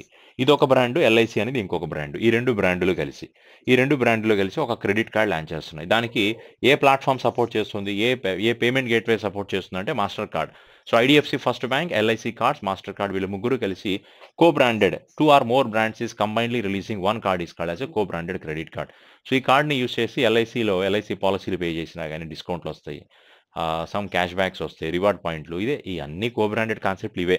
So, ఆఫర్‌లు, డిస్కౌంట్‌లు, రివార్డ్‌లు ఇవే తప్ప ఇవి ఇవ్వడానికి దీనివల్ల ఇద్దరికీ బెనిఫిట్. ఐడీఎఫ్‌సీకి కస్టమర్‌లు పెరుగుతారు. ఎల్ఐసీ యొక్క పేమెంట్‌లు పెరుగుతాయి. సో, ఇది ఇద్దరికీ కలిపి బెనిఫిట్ అవుతదనమాట. The next one which company has partnered with DBS bank? ఇది కూడా యాక్చువల్లీ ఇది సింగపూర్ బేస్డ్ బ్యాంక్ ఇది. బట్ మన ఇండియాలో సబ్సిడరీ ఉంది దీనికి. ఈ ముంబైలో ఉంది DBS bank head office Mumbai. So, recently which company partnered with DBS bank India to launch a financing programme compressed biogas plants. So, రీసెంట్‌గా డీబీఎస్ బ్యాంక్ వాళ్ళు ఎవరితో కలిసి కంప్రెస్డ్ బయోగ్యాస్ ప్లాంట్స్ యొక్క ఫైనాన్స్ ఇస్తున్నారు. ఎవరికి ఫైనాన్స్ ఇస్తున్నారు? కంప్రెస్డ్ బయోగ్యాస్ ప్లాంట్స్‌కి ఫైనాన్స్ చేస్తుందన్నమాట. ఏ bank ఇది? ఎవరితో కలిసి ఈ బ్యాంక్ లాంచ్ చేసింది? So, the answer is we can say Reliance Industries Limited. So, Reliance Industries వాళ్ళు, డీబీఎస్ బ్యాంక్ వాళ్ళు ఇద్దరు కొలాబరేట్ అయ్యారు. ఏంటి కొలాబరేషన్ పర్పస్? ఇండియాలో కంప్రెస్డ్ బయోగ్యాస్ ప్లాంట్స్‌కి లోన్‌లు ఇవ్వడం అనమాట. That's the main point. So, answer is Reliance Limited. The next one how many cooperative bank has penalised by recently RBI? ఎన్ని కోఆపరేటివ్ బ్యాంకుల మీద ఆర్బీఐ రీసెంట్‌గా పెనాల్టీ వేసింది? ద ఆన్సర్ వచ్చి ఒక 5 అనమాట. 5 పెనాల్టీలు బ్యాంకుల మీద వేసింది. This is not that much అండి. బట్ పేర్లు చెప్తున్నాను ఒకసారి చూడండి. ఇందాపూర్ అర్బన్ కోఆపరేటివ్ బ్యాంక్ ఒకటి. తర్వాత జన్ కన్యాల్ అర్బన్ కోఆపరేటివ్ బ్యాంక్ ఒకటి. తర్వాత పఠాన్ అర్బన్ కోఆపరేటివ్ బ్యాంక్ ఒకటి. తర్వాత Pune merchants urban cooperative bank ఒకటి. అలాగే పూణే మున్సిపల్ కార్పొరేషన్ ఒకటి. Municipal corporation urban cooperative bank. ఇవన్నీ కూడా అన్ని మహారాష్ట్ర బేస్డ్ కోఆపరేటివ్ బ్యాంకులే. ఇవన్నీ కూడా ఆర్బీఐ యొక్క రూల్స్‌ని వైలేట్ చేసినందుకు పెనాల్టీలు పడ్డదనమాట. So, that much not important question అండి. సరే. నెక్స్ట్ క్వెషన్ చూడండి. ఎకో జనరల్ ఇన్స్యూరెన్స్ ఇది ఒక ఇన్స్యూరెన్స్ కంపెనీ. జనరల్ ఇన్స్యూరెన్స్ అది లైఫ్ ఇన్స్యూరెన్స్ కాదు. మన వెహికల్స్‌కి, ఇళ్ళకి వాటికి ఇన్స్యూరెన్స్ ఇచ్చే కంపెనీ ఇది. Acko general insurance company and which online platform contributed to making insurance accessible to millions. ఇప్పుడు రీసెంట్‌గా ఈ ఇన్స్యూరెన్స్ కంపెనీ అలాగే ఇంకొక ఏదో ఆన్‌లైన్ ప్లాట్‌ఫార్మ్ అంట. వీళ్ళిద్దరూ కొలాబరేట్ అయ్యి ఒక మిలియన్ పీపుల్స్‌కి చాలా లక్షల మందికి ఇన్స్యూరెన్స్ ప్రొడక్ట్ చేయాలి. ఇన్స్యూరెన్స్ అంటే ఎలాంటివి? Vehicle insurance, life insurance, vehicle insurance ఒకటి, అలాగే car insurance, bike insurance, car insurance ఇలాంటివన్నమాట. ఇవన్నీ కూడా ఆ ప్లాట్‌ఫార్మ్ ద్వారా ఇప్పిస్తారు. ఏ ప్లాట్‌ఫార్మ్ ద్వారా? ఫోన్‌పే ద్వారా. రీసెంట్‌గా ఎకో జనరల్ ఇన్స్యూరెన్స్ ఫోన్‌పేతో టైప్ అయింది. మీరు ఎవరన్నా కార్ ఇన్స్యూరెన్స్ కానీ, ఈ వెహికల్ ఇన్స్యూరెన్స్ గానీ, ఈ బైక్ ఇన్స్యూరెన్స్ కానీ తీసుకోవాలనుకున్నట్లయితే ఫోన్‌పే ప్లాట్‌ఫార్మ్ ఓపెన్ చేసి ఇక్కడ నుంచి ఇన్స్యూరెన్స్ తీసుకోవచ్చు. ఆ ఇన్స్యూరెన్స్ మీకు ఎవరిస్తారంటే ఎకో జనరల్ ఇన్స్యూరెన్స్ కంపెనీ వాళ్ళు మీకు ఇస్తారనమాట. సరే. నెక్స్ట్ క్వెషన్ చూడండి. By which year LIC will achieve the insurance to all by rural areas? So, ఏ సంవత్సరం వచ్చేటప్పటికి ఎల్ఐసీ రూరల్ ఏరియాస్‌లో అందరికీ ఇన్స్యూరెన్స్ ప్రొవైడ్ చేయాలి అని అనుకుంటుంది బై 2047. సో 2047ని ఇండియా ఇన్సూరెన్స్ ఫర్ ఆల్ అనే కాన్సెప్ట్ ఉంది మనకి. దేశంలో అందరికీ ఇన్సూరెన్స్ ఉండాలి. సో ఇండియా అనేది డెవలప్డ్ కంట్రీ అవుతుంది 2047కి. ఇది మన ఇండియన్ గవర్నమెంట్ టార్గెట్ కూడా. 2047కి ఇండియా యొక్క గ్రోత్, ఇండియా యొక్క ఎకనామీ అనేది $30 ట్రిలియన్ రీచ్ అవుతుంది. సో ఇండియా అనేది ఒక లార్జెస్ట్ ఎకనామీగా మారుతుంది and it is become second largest economy అవడానికి స్కోప్ ఉంది. అండ్ ఇండియా డెవలప్డ్ కంట్రీ అవుతుంది కాబట్టి ఇండియాలో అందరికీ ఇన్సూరెన్స్ ఉండాలి. సో 2047 వచ్చేటప్పటికి ఇన్సూరెన్స్ చాలనే ఒక కాన్సెప్ట్ని అనౌన్స్ చేసింది ఎవరంటే LIC వాళ్ళండి. నెక్స్ట్ క్వశ్చన్ చూద్దాం ఒకసారి. Yeah, this question. So recently RBI has increased the gratuity limit to -lakh for agents. LIC ఏజెంట్లు ఉన్నారుగా, ఇప్పుడు వరకు వాళ్ళకి గ్రాడ్యుయేటీ లిమిట్ 3 lakhs ఉండేది, ఇప్పుడు దాన్ని 5 lakhs వరకు పెంచారు. సో ఆన్సర్ వచ్చి 5 lakhs అవుతుంది. గ్రాడ్యుయేటీ అంటే ఒక కంపెనీలో ఎవరన్నా 5 years పనిచేస్తే వాళ్ళ గ్రాడ్యుయేటీకి ఎలిజిబుల్ అవుతారు. సో ఆ ఎలిజిబిలిటీ ఇంతకుముందు ఏజెంట్స్కి 3 lakhs ఉండేది, బట్ రిమైనింగ్ అందరికీ 5 lakhs వరకు ఉంది ఎలిజిబిలిటీ. ఇప్పుడు LIC ఏజెంట్లకు కూడా ఈ గ్రాడ్యుయేటీ లిమిట్ని గవర్నమెంట్ అనేది 5 lakhs వరకు పెంచింది. LIC వాళ్ళే పెంచారు. సో LIC హెడ్ ఆఫీస్ వచ్చి ముంబైలో ఉంది. LIC head office. సరే, which insurance company has launched new policy to make a global health care accessible to Indians. So insurance company వాళ్ళు రీసెంట్గా global health care facility launch చేశారు. బేసికల్గా మన ఇండియాలో చాలా ఇన్సూరెన్స్ కంపెనీలు ఉన్నాయి. వాళ్ళు హెల్త్ ఇన్సూరెన్స్ పాలసీని ఇండియాలోనే ఇస్తారు. అంటే ఇప్పుడు మీకు ఏదైనా జరిగింది అనుకుందాం. సో మనకి ఏదైనా జరిగితే మెడికల్ ఇన్సూరెన్స్ అనేది మన ఇండియాలోనే క్లెయిమ్ చేయగలం. పొరపాటున మనకి మెడికల్ ఇన్సూరెన్స్ ఉంది, నేనేమో సంథింగ్ ఒక ఫారెన్ కంట్రీకి వెళ్ళాను, లైక్ US కంట్రీ, అక్కడ సంథింగ్ ఏదో జరిగింది, హాస్పిటల్ అడ్మిట్ అయ్యాం, క్యాష్లెస్ ట్రీట్మెంట్ ఫారెన్లో ఇస్తారండి అంటే ఎవరండి? చాలా ఇన్సూరెన్స్ కంపెనీలు అలా ఇవ్వవు. కానీ వీళ్ళు కొత్తగా ఒక కాన్సెప్ట్ ఇచ్చారనమాట, global health care accessible to Indians in anywhere in the world. ఒక ఇండియన్ పర్సన్ ప్రపంచంలో ఎక్కడికైనా వెళ్ళండి, అడిగిన దాని అయింది, సంథింగ్ హాస్పిటల్ అడ్మిట్ అయ్యాడు అనమాట. ఇప్పుడు అతనికి క్యాష్లెస్ ట్రీట్మెంట్ ఇవ్వాలిగా, ఈ మెడికల్ ఇన్సూరెన్స్ క్లెయిమ్ చేస్తుంది అనమాట. ఈ మెడికల్ ఇన్సూరెన్స్ దాన్ని బేర్ చేస్తుంది. కాబట్టి గ్లోబల్ యాక్సెసిబుల్ ఈ కాన్సెప్ట్ అండి, ఇది ఫస్ట్ టైం, ఇది మంచి కాన్సెప్ట్ ఇది. సో రిలయన్స్ ఇండస్ట్రీస్, సో ఎవరు ఈ కాన్సెప్ట్ని తీసుకొచ్చారు? HDFCనా, ICICనా, లేకపోతే రిలయన్స్ జనరల్ ఇన్సూరెన్సా? The answer is Reliance general insurance is the answer here. So ఇదే గ్లోబల్ మెడికల్ ఇన్సూరెన్స్ ఇస్తుంది అనమాట. ఇది ఒక ఇండియన్ పర్సన్ ఇండియాలో LIC పాలసీ తీసుకున్నాడు, హెల్త్ ఇన్సూరెన్స్ తీసుకున్నాడు, అనుకోకుండా ఏదైనా జరిగింది వాడికి, సో హ్యాపీగా వాడికి అనుకోకుండా హాస్పిటల్ అడ్మిట్ అయ్యాడు, మొత్తం క్యాష్లెస్ ట్రీట్మెంట్ ఇచ్చేస్తుంది అనమాట జనరల్ ఇన్సూరెన్స్ కంపెనీ, ఇది రిలయన్స్ జనరల్ ఇన్సూరెన్స్. సరే, Kotak Mahindra bank has partnered with which university to launch the Kotak school of sustainability. So Kotak school of sustainability అనే కాన్సెప్ట్ కొటాక్ మహీంద్రా బ్యాంక్ వాళ్ళు ఏ యూనివర్సిటీతో కలిసి స్టార్ట్ చేశారు? ఆన్సర్ వచ్చి IIT కాన్పూర్తో కలిపి పెట్టారనమాట. సో ఈ Kotak school of Kotak school of sustainability అనే కాన్సెప్ట్ ఏంటి సార్ అంటే, వీళ్ళు దేశంలో కొంతమంది పర్సన్స్ని తీసుకొని వాళ్ళకి కొంతమంది స్కిల్డ్ వర్క్ ఫోర్స్ని తీసుకుంటారండి, వాళ్ళకి ప్రాపర్గా ట్రైనింగ్ ఇస్తారు. కొంతమంది పర్సన్స్ని తీసుకొని, స్కిల్ ఉన్న వ్యక్తులను తీసుకొని వాళ్ళకి స్కిల్డ్ వర్క్ ఫోర్స్ని ట్రైనింగ్ ఇచ్చి వాళ్ళ ద్వారా ఏం చేయాలంటే సస్టైనబుల్ డెవలప్మెంట్ చేస్తారు. అంటే ఏంటి, 2070 సంవత్సరం వచ్చేటప్పటికి జీరో కార్బన్ అనే కాన్సెప్ట్ ఉందిగా మన దేశంలో. 2070 వచ్చేటప్పటికి కార్బన్ ఎమిషన్స్ జీరో అవ్వాలి ఇండియాలో, అది మెయిన్ అనమాట. ఈ కార్బన్ ఎమిషన్స్ జీరో అవ్వాలంటే టాలెంటెడ్ పర్సన్స్ ప్రాపర్గా సస్టైనబుల్ డెవలప్మెంట్ కోసం పనిచేయాలి. అలాంటి టాలెంటెడ్ స్కిల్డ్ వర్క్ ఫోర్స్ని ప్రాపర్గా ట్రైనింగ్ ఇచ్చి వీళ్ళ ద్వారా సస్టైనబుల్ డెవలప్మెంట్ చేసి, అంటే 2070 సంవత్సరానికి వచ్చేటప్పటికి కార్బన్ ఎమిషన్స్ తగ్గించాలి. అది ఈ కొటాక్ స్కూల్ ఆఫ్ సస్టైనబిలిటీ యొక్క కాన్సెప్ట్ అనమాట. సరే, next question. Which small finance bank launch the season 2 of Badlaav Humse Hai. Badlaav అంటే change from our side, changing అనేది మాతోనే మొదలవుతుంది. బదలావ్ హమ్సే హై అనే ఈ కాన్సెప్ట్ని ఏ బ్యాంక్ వాళ్ళు స్టార్ట్ చేశారు? ఆన్సర్ వచ్చి that is which small finance bank is started, means we can say AU small finance bank has started Badlaav Humse high. It is a very complete across the various regions of the country. So main concept ఏంటంటే change should be from our side. So change from start with us, change అనేది మాతోనే మొదలవుతుంది అనే కాన్సెప్ట్ని AU small finance bank వాళ్ళు start చేశారు. ఈ AU small finance బ్యాంక్లో రీసెంట్గా ఫిన్కేర్ అనే స్మాల్ ఫైనాన్స్ బ్యాంక్ మెర్జ్ అయిపోయింది. ఫిన్కేర్ స్మాల్ ఫైనాన్స్ బ్యాంక్ రీసెంట్గా ఏ స్మాల్ ఫైనాన్స్ బ్యాంక్ మెర్జ్ అయిందంటే దట్ ఈ answer is AU small finance బ్యాంక్తో రీసెంట్గా Fincare small finance bank merge అయిపోయింది. సరే, ఈ క్యాపిటల్ స్మాల్ ఫైనాన్స్ బ్యాంక్ వినో ఇట్ ఈస్ ఇన్ జలంధర్లో ఉంది. Equitas in Chennai, Ujjivan is Mumbai, Ujjivan వచ్చి బెంగళూరులో ఉంది, ఉత్కర్ష్ ఈజ్ వారణాసి అనమాట. AU స్మాల్ ఫైనాన్స్ బ్యాంక్ వచ్చి మనకి జైపూర్లో ఉంది. ఓకే, సరే, నెక్స్ట్ క్వశ్చన్ చూడండి. Which of the following got approval from RBI to operate payment aggregator. So payment aggregators అంటే it is aggregating all payment platform in one place. So బేసికల్గా ఒక merchant ఉన్నారు, Flipkart ఉంది. ఈ ఫ్లిప్కార్ట్ కానీ Amazon కానీ వీళ్ళ దగ్గర చాలా పేమెంట్ ఆప్షన్స్ ఉంటాయి. ఫ్లిప్కార్ట్ ఆర్ అమెజాన్ ఏంటి, క్రెడిట్ కార్డ్ పేమెంట్ ఆప్షన్ ఉంటుంది, internet banking payment option, UPI payment option, wallet payment options, ఇవన్నీ వీళ్ళ దగ్గర ఉన్నాయన్నమాట. యాక్చువల్గా ఒక ఫ్లిప్కార్ట్కి సీసీ కావాలన్నా, డెబిట్ కార్డ్ ఆప్షన్స్ కావాలన్నా, ఇంటర్నెట్ బ్యాంకింగ్ అయినా, యూపీఐకైనా, వ్యాలెట్లకైనా వాళ్ళ సపరేట్ డిపార్ట్మెంట్లోకి వెళ్ళి పర్మిషన్ తీసుకోవాలి. ఇది క్రెడిట్ కార్డ్కి సంబంధించి ఆ బ్యాంక్ యొక్క క్రెడిట్ కార్డ్ కన్సర్న్తో కన్సల్ట్ అవ్వాలి.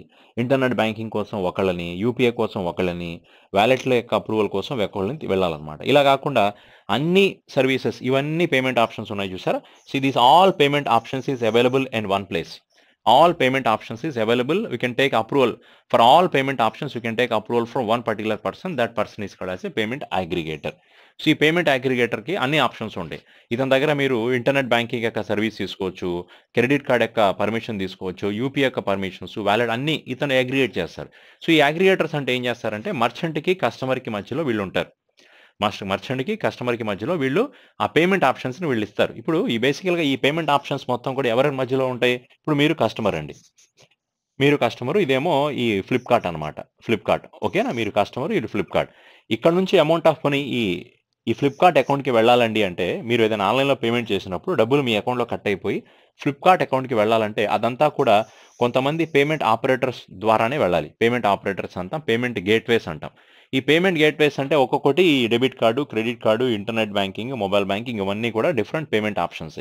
ఈ పేమెంట్ ఆప్షన్స్ మొత్తాన్ని ఒకరే పర్మిషన్ ఇస్తారనమాట. ఆ ఒక్క పర్సనే ఈ అన్ని పేమెంట్ ఆప్షన్స్ని అగ్రిగేట్ చేస్తూ ఉంటారు. అతన్ని పేమెంట్ అగ్రిగేటర్స్ అంటాం. సో వీళ్ళు ఒక పర్మిషన్ ఇచ్చారంటే అన్ని పేమెంట్ ఆప్షన్స్ మీ దగ్గర పెట్టుకోవచ్చు. ఇక్కడ నుంచి మీరు స్టార్ట్ చేయొచ్చు. పేపాల్ ఒక పేమెంట్ అగ్రిగేటరే, క్యాష్ ఫ్రీ, రోజోపే, వీళ్ళందరూ పేమెంట్ అగ్రిగేటర్సే. బట్ రీసెంట్గా దేనికి పేమెంట్ అగ్రిగేటర్ లైసెన్స్ వచ్చిందంటే the answer is both A and B. రోజోపేకి రీసెంట్గా ఇచ్చారు, క్యాష్ ఫ్రీకి కూడా రీసెంట్గా ఇచ్చారు. దీంతో పాటు ఇంకా రీసెంట్గా ఇచ్చింది జొమాటోకి కూడా. Zomato is also behaving like a payment aggregator. తర్వాత స్ట్రైప్ అనే కంపెనీకి పేమెంట్ అగ్రిగేటర్ లైసెన్స్ వచ్చింది. టాటా పేమెంట్స్కి వచ్చింది. Tata payments is also got. అలాగే డిజియో అనే కంపెనీకి ఇచ్చారు.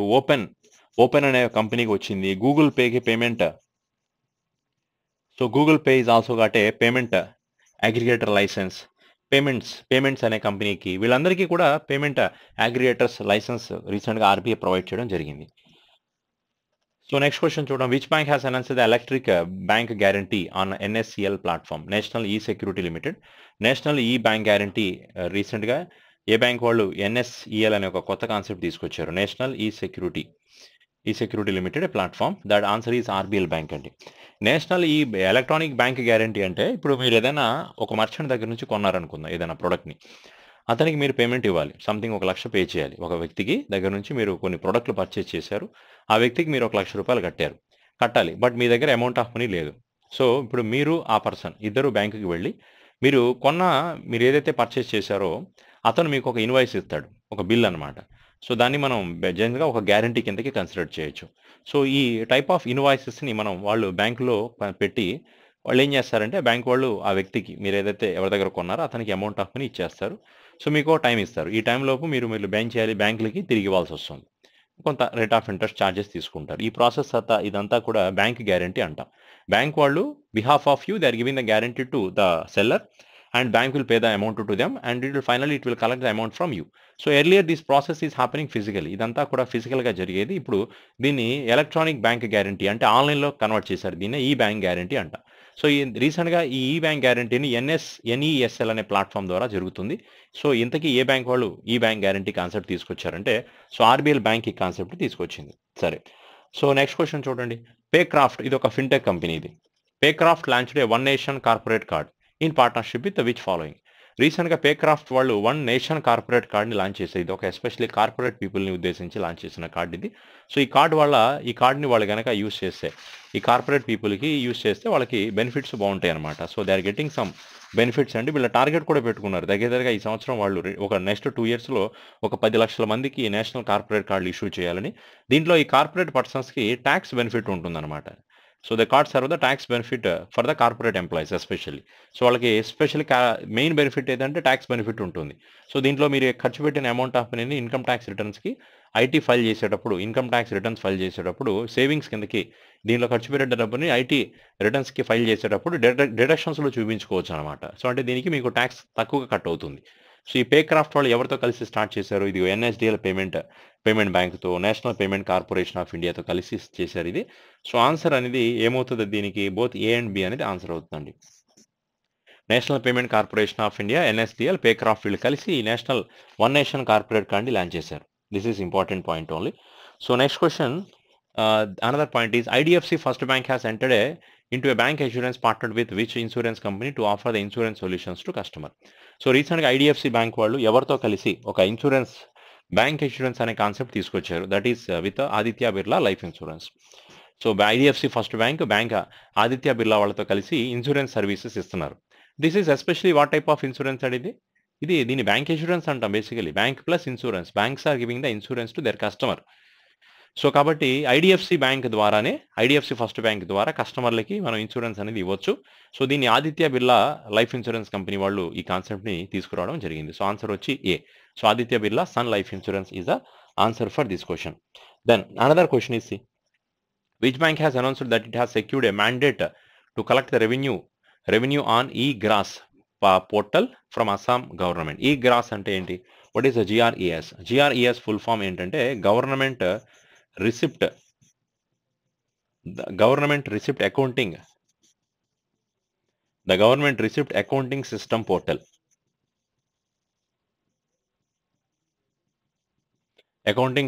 గవర్నమెంట్ రిసిప్ట్ అకౌంటింగ్ పోర్టల్ అంటే ఇప్పుడు అస్సాం స్టేట్లో ఎవరైనా పబ్లిక్ వాళ్ళ రెవెన్యూస్ ఏదైనా గవర్నమెంట్కి ట్యాక్స్లు పే చేయాలన్నా, లైక్ రెవెన్యూ ట్యాక్సెస్ పే చేయాలన్నా కానీ, నాన్ ట్యాక్సబుల్ పేమెంట్స్ అవ్వచ్చు, tax payments as well as non tax payments. Non tax phases అంటే ఈ బిల్ పేమెంట్లు అనమాట. ఈ ట్యాక్సెస్ అంటే ప్రాపర్టీ ట్యాక్స్లు కానీ, లేదా వాటర్ ట్యాక్స్ కానీ, వాళ్ళ ఇన్కమ్ ట్యాక్స్ కానీ, ఇవన్నీ కూడా అదిగో ఈ ప్లాట్ఫామ్ నుంచి పే చేయొచ్చు అనమాట. ఈ ప్లాట్ఫామ్ నుంచి పే చేయొచ్చు. బట్ దీనికి ఏ బ్యాంక్ వాళ్ళు సపోర్ట్ చేస్తున్నారు? మరి పే చేయాలంటే ఇది బ్యాంకుకి బేసికల్గా దీనికి ఒక పర్మిషన్ వచ్చింది. ఆ బ్యాంకు ద్వారా ఈ పీపుల్ ఈ పోర్టల్ ఓపెన్ చేసి ట్యాక్స్లు పే చేసి అది బ్యాంకు నుంచి గవర్నమెంట్కి వెళ్తుంది అనమాట. ఇంతకీ ఏ బ్యాంక్ ఈ ప్రాసెస్ అంతా చేస్తుంది? So that is called as a Bandhan bank. Answer is Bandhan bank. Indian రైల్వేస్తో కలిసి కొటాబరేట్ అయ్యి పెన్షనర్లకి పెన్షన్ అకౌంట్ ఇస్తానని చెప్పింది బంధన్ బ్యాంకే. ఇప్పుడు ఇదిగో కొత్తగా GRES అనే ప్లాట్ఫామ్ అస్సాం గవర్నమెంట్తో కలిసి, సో ఈ non taxable payments, taxable payments ఇవన్నీ కూడా ఈ బ్యాంక్ ఈ పోర్టల్ నుంచి ఈ బ్యాంక్ హెల్ప్తో చేయొచ్చు అనమాట. The answer is GRES platform తో కలిసి చేయొచ్చు. ఆన్సర్ బంధన్ బ్యాంక్ అవుతుంది. So which insurance company introduce the new insurance product known as TULIP అంటే term unit linked insurance plan అంటాం బేసికల్గా. సో ఇంతకీ ఈ కాన్సెప్ట్ని ఎవరు లాంచ్ చేశారు? Term with unit linked insurance plan concept Kotak Mahindra life insurance company తీసుకొచ్చింది. బేసికల్గా యూనిట్ లింక్డ్ ఇన్సూరెన్స్ ప్లాన్స్ అంటే మీరు కట్టే ప్రీమియం ఏదైతే ఉంటుందో ఈ ప్లాన్లో ఆ అమౌంట్ ఆఫ్ మనీని షేర్ మార్కెట్లో పెడతారు. అంటే మార్కెట్తో లింక్ చేస్తారనమాట. మార్కెట్ యొక్క పర్ఫార్మెన్స్ బాగుంటే మీకు రిటర్న్స్ కూడా బాగుంటుంది ఈ పాలసీలో. మార్కెట్ రిటర్న్స్ తగ్గితే మీకు ఇచ్చే పాలసీ యొక్క రిటర్న్స్ కూడా తగ్గుతాయి. ఇప్పుడు వీడి దానికి టర్మ్ అనే ఒక వర్డ్ యాడ్ చేశాడు. యూనిట్ లింక్డ్ ఇన్సూరెన్స్ ప్లాన్లకి టర్మ్ అనే ఒక పదం యాడ్ చేశారు. దీని మీనింగ్ ఏంటండి అంటే ఇది ఒక term insurance plus unit linked అనమాట. టర్మ్ ఇన్సూరెన్స్ అంటే మన వ్యక్తికి ఏదైనా జరిగితే అమౌంట్ ఆఫ్ మనీ బ్యాక్ రావడం, సంథింగ్ ఒక లమ్స్ అమౌంట్ ఆఫ్ మనీ రావడం అనమాట. దాన్ని మనం టర్మ్ ఇన్సూరెన్స్ అంటాం. సో ఇది మనిషికి ఏది జరగలేదు అనుకుందాం ఫర్ ఎగ్జాంపుల్, ఇది యూనిట్ లింక్డ్ కూడాగా, కాబట్టి దీంట్లో జరిగితే ఒక లమ్స్ అమౌంట్ ఆఫ్ మనీ వచ్చేస్తుంది. ఏమీ జరగకపోతే final end of the year మీరు కట్టిన ప్రీమియం అమౌంట్ ఆఫ్ మనీ ఏదైతే ఉంటుందో సో దానికి రిటర్న్స్తో పాటు ఒక కొంత ఏమంటాం దాన్ని కొంత రేట్ ఆఫ్ ఇంట్రెస్ట్ అనమాట, అది యాడ్ చేసి మీకు అమౌంట్ ఆఫ్ మనీ ఇచ్చేస్తారు. ఇది term with unit linked insurance plans అంటారు. ఇది మన దేశంలో కొత్తగా రీసెంట్గా లాంచ్ అయింది. ఇది కోటాక్ మహీంద్రా లైఫ్ ఇన్సూరెన్స్ వాళ్ళు ఈ కాన్సెప్ట్ తీసుకొచ్చారు. ఫస్ట్ టైం కాదు, but one of the new strategy. Max life insurance కూడా ఇలాంటి కాన్సెప్ట్ తీసుకొచ్చింది. బట్ ఇది మ్యాక్స్ లైఫ్ ఇన్సూరెన్స్ కానీ కోటాక్ మహీంద్రా కానీ సిమిలర్ కాన్సెప్ట్లే ఉన్నాయి. బట్ TULIP అనే పదం మాత్రం ఒక కాన్సెప్ట్ అయితే మాత్రం కోటాక్ మహీంద్రా లైఫ్ ఇన్సూరెన్స్ ఇది. సో ఇప్పుడు term insurance plus unit linked అనమాట. మనిషికి ఏదైనా జరిగింది అనుకుందాం, ఇప్పుడు మీరు చేసిన అమౌంట్ ఎంతైతే ఉందో దానికి 100 టైమ్స్ ఇస్తారు. మన ప్లాన్ ఎంత ఉందో దానికి 100 టైమ్స్ అమౌంట్ ఆఫ్ మనీ తిరిగి నామినీస్కి వెళ్తుంది అనమాట. It is accidental insurance, it is term insurance plus unit linked insurance. Kotak Mahindra insurance వాళ్ళు ఈ కాన్సెప్ట్ని తీసుకొచ్చారు. Next one, LIC has LIC has an on-time exemption to achieve the 25% of minimum public shareholding by which year? Already ఇప్పుడు LIC share మార్కెట్లో ఉంది. ఇప్పుడు ఫ్యూచర్లో ఏ సంవత్సరం వచ్చేటప్పటికి LICలో 25% షేర్ హోల్డింగ్ పబ్లిక్ దే ఉంటుంది. సో అది ఏ సంవత్సరానికి విచ్ ఈస్ 2032 అనమాట. 2032 వచ్చేటప్పటికి LICలో 25% ఆఫ్ షేర్ పబ్లిక్ హోల్డింగ్స్దే ఉండొచ్చు. ఐ మీన్ మన కామన్ మ్యాన్ అనమాట. So LIC stock reaches new high 52 weeks high after the government grants an one-time exemption to achieve the dash percentage of MPS, dash percentage of minimum public shareholding requirement with 10 years. MSP అంటే minimum public shareholding అండి with in 10 years. So last 52 weeksలో అంటే last 1 yearలో LIC యొక్క growth ఇప్పుడు ఎంత percentage బాగా పెరిగింది? You can say it is nearly 25% వరకు పెరిగిందండి. 25%, సారీ, LIC యొక్క స్టాక్ అనేది 7% పెరిగి 52 weeks హైలో లాస్ట్ 52 weeksలో LIC యొక్క స్టాక్ 7% బాగా పెరిగింది. ఇప్పుడు క్వశ్చన్ ఏమన్నాడు? LIC stock reaches 52 weeks high, ఎంత? 7% పెరిగింది. After the government grants on time one time exemption to achieve the dash percent MPS requirement with the 10 years. That is a 25% exemption provide చేస్తున్నారు. That is especially minimum public share holding. So minimum public share హోల్డింగ్కి వాళ్ళు 25% చెప్పారు కదా, ఇంత previous question అదే కదా. So రాబోయే 2032 వచ్చేటప్పటికి LICలో 25% ఆఫ్ షేర్ పబ్లిక్ది ఉంటుంది. I mean public share holding ఉండొచ్చు. మినిమం పబ్లిక్ షేర్ హోల్డింగ్ అంటాం. ఇది ఎంతవరకు పెరుగుతుంది నెక్స్ట్ 10 yearsలో అంటే 25% పెరుగుతుంది బై 2032 వచ్చేటప్పటికి. So which bank has announced the launch of eSwarna, India's first corporate credit card on RuPay platform? So ఇది కార్పొరేట్ కస్టమర్లకి ఒక క్రెడిట్ ఆప్షన్, ఇది రూపే క్రెడిట్ కార్డ్ ఇస్తున్నారు. ఈ క్రెడిట్ కార్డ్ని మీరు మీ వ్యాలెట్లో యాడ్ చేయొచ్చు. తద్వారా మీరు యూపీఐకి మీ క్రెడిట్ కార్డ్ని లింక్ చేసి పే చేయొచ్చు అనమాట. యూపీఐకి మీ రూపే క్రెడిట్ కార్డ్ని లింక్ చేసి పే చేయొచ్చు. దానికి ఈస్వర్ణ అని ఒక పేరు పెట్టారు. ఇది ఇండియాస్ కార్పొరేట్ క్రెడిట్ కార్డ్ అంటున్నారు. ఇంతకీ ఏ బ్యాంక్ వాళ్ళు లాంచ్ చేస్తుంది దీన్ని? సో ఇండస్ ఇండ్ బ్యాంక్ వాళ్ళు ఈస్వర్ణ అనే కార్పొరేట్ క్రెడిట్ కార్డ్ని రూపే ప్లాట్ఫామ్తో లాంచ్ చేశారు. అంటే రూపే ప్లాట్ఫామ్లో మీరు మీ యూపీఐకి రూపే ప్లాట్ఫామ్ని లింక్ చేయొచ్చు. మీరు ఏదైనా కార్పొరేట్ పేమెంట్ చేయాలన్నా దీని హెల్ప్తో చేయొచ్చు అనమాట. Next question, reserve Bank of India given it's not for the reverse merger of IDFC limited with its banking subsidiary of which bank? So IDFC అనేది బేసికల్గా పేరెంట్ అండి. ఇప్పుడు మీకు ఒక 3 పాయింట్లు చెప్తాం. ఒకటి ఐడిఎఫ్సి ఫైనాన్షియల్ హోల్డింగ్ కంపెనీ, ఒకటి ఐడిఎఫ్సి ఫైనాన్షియల్ హోల్డింగ్ కంపెనీ ఒకటి, తర్వాత ఐడిఎఫ్సి తర్వాత ఇంకొకటి ఏంది ఐడిఎఫ్సి ఫస్ట్ బ్యాంక్ అనమాట. సో ఇవన్నీ ఒకదానితో ఒకటి కొలాబరేట్ అంటే మెర్జ్ అయినాయి. ఇప్పుడు ఐడిఎఫ్సి ఫైనాన్షియల్ హోల్డింగ్ కంపెనీ వెళ్ళి హెచ్డిఎఫ్సి బ్యాంక్లో హెచ్డిఎఫ్సి లిమిటెడ్లో మెర్జ్ అయింది. ఇదే హెచ్డిఎఫ్సి వచ్చి హెచ్డిఎఫ్సి ఫస్ట్ బ్యాంక్లో మెర్జ్ అయిపోయింది. ఇప్పుడు బేసికల్గా హెచ్డిఎఫ్సి అనేది ఒక పేరెంట్, ఇది ఐడిఎఫ్సి ఫైనాన్షియల్ హోల్డింగ్ కంపెనీ అనేది చైల్డ్, ఐడిఎఫ్సి ఫస్ట్ బ్యాంక్ కూడా చైల్డే. ఈ ఐడిఎఫ్సి ఫైనాన్షియల్ హోల్డింగ్ కంపెనీ ఏమో ఐడిఎఫ్సి బ్యాంక్తో ఐడిఎఫ్సి లిమిటెడ్తో మెర్జ్ అయింది. ఐడిఎఫ్సి లిమిటెడ్ వచ్చి ఐడిఎఫ్సి ఫస్ట్ బ్యాంక్లో కలిసిపోయింది. అంటే సో ఈ ఆర్గనైజేషన్ ఐడిఎఫ్సిలో మెర్జ్ అయింది, కలిసిపోయింది. ఐడిఎఫ్సి వచ్చి ఐడిఎఫ్సి ఫస్ట్ బ్యాంక్లో మెర్జ్ అయింది. అంటే జనరల్గా ఎవడన్నా కానీ చైల్డ్ వెళ్ళి పేరెంట్లో మెర్జ్ అవుతారు. ఇక్కడ ఏకంగా రివర్స్గా పేరెంటే వచ్చి చైల్డ్లో మెర్జ్ అయిపోయింది. ఇంతకుముందు హెచ్డిఎఫ్సి బ్యాంక్లో కూడా ఇదే జరిగింది. HDFC limited parent, HDFC bank child అనమాట. హెచ్డిఎఫ్సి బ్యాంక్ అనే పేరెంట్, హెచ్డిఎఫ్సి అనే ఒక పేరెంట్ వచ్చి హెచ్డిఎఫ్సి బ్యాంక్లో కలిసింది. అలాగే ఇక్కడ ఐడిఎఫ్సి అనే ఒక పేరెంట్ వచ్చి ఐడిఎఫ్సి ఫస్ట్ బ్యాంక్లో మెర్జ్ అవుతుంది. అలాగే ఈ ఐడిఎఫ్సి ఫైనాన్షియల్ హోల్డింగ్ కూడా ఒక చైల్డ్ కంపెనీనే.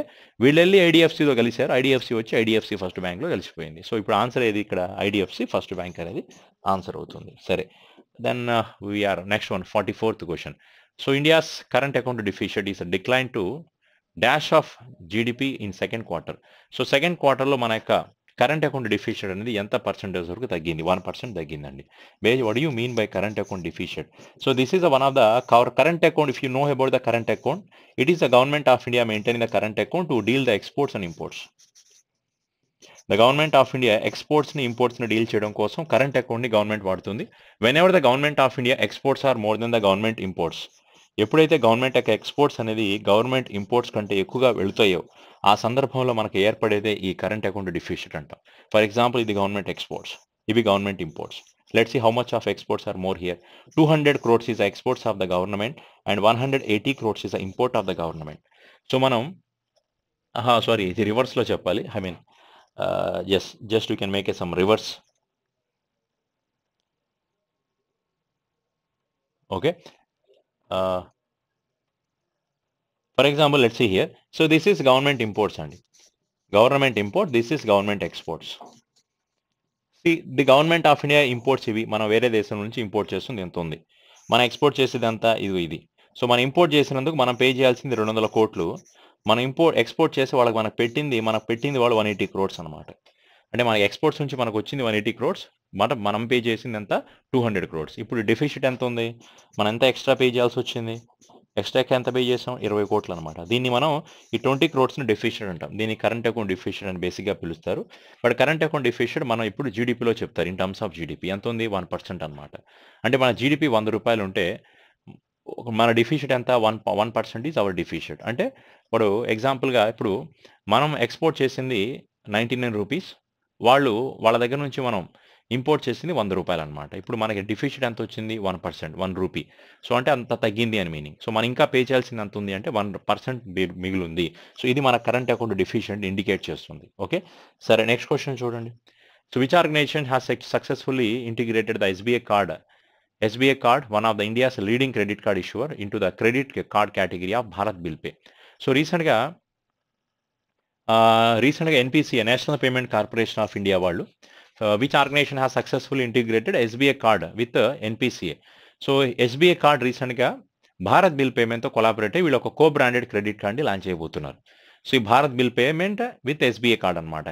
మన ఇండియాలో బిల్ పేమెంట్స్ అంతా కూడా ఎస్పెషల్లీ ఈ భారత్ బిల్ పేమెంట్ నుంచి చాలామంది బిల్ పేమెంట్ చేస్తున్నారు, క్రెడిట్ కార్డ్ బిల్ పేమెంట్స్, ఈ utility bill payment something etcetera.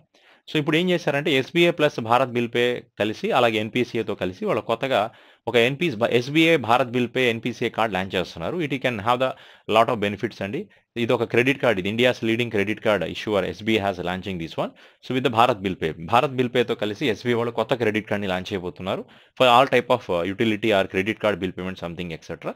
So answer is National payment corporation of India. So another question, which organisation has termed with the Asian Development Bank financing farming sector especially climate change? చెప్పండి. ఇది రీసెంట్గా మన ఇండియాలో ఫార్మర్స్కి support చేయడం కోసం, farming సెక్టార్కి support చేయడం కోసం Asian Development bank వాళ్ళు ఏ బ్యాంక్తో కలిసి ఈ కొత్త ప్రాజెక్ట్ని స్టార్ట్ చేస్తున్నారు to give the support for farming sector. So which organisation has mainly involving here, that is NABARD. సో National Bank for Agriculture and Rural Development with NABARD, Asian Development Bank has collaborated for giving the support to the farming sector.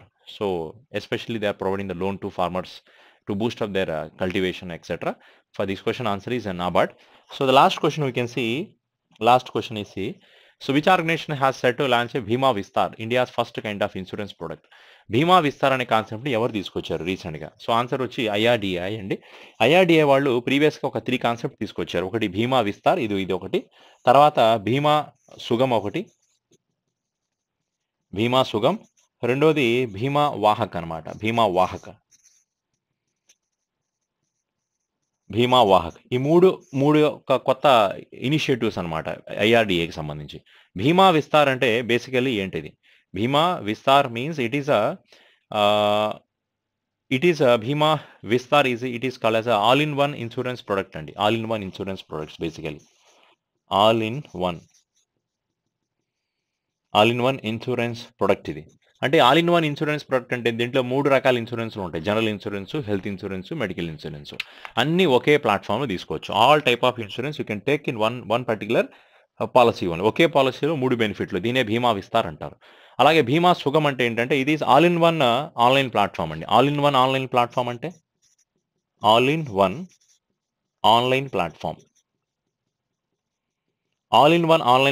అంటే ఇక్కడ మీరు అన్ని రకాల insurance పాలసీలు ఈ online platform నుంచి తీసుకోవచ్చు. Bima Sugam is one platform, it is one online portal. From this Bima Sugam anyone you can take the all type of insurance plans in one place. ఈ భీమా సుగంలో నుంచి మీకు ఏ రకమైన ఇన్సూరెన్స్ ప్లాన్ అయినా all type of insurance plans are available in one particular place, that is called as a Bima platform. All insurance products is in one policy. All in one insurance product అంటే 3 రకాల ఇన్సూరెన్స్లు ఒకే ప్రొడక్ట్లో ఉంటే దాన్ని భీమా విస్తార్ అంటాం.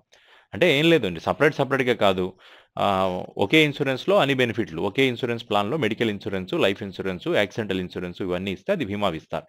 So భీమా సుగమ్ అంటే online platform ఇది, దీంట్లో మనం insurance ప్లాన్లు తీసుకోవచ్చు.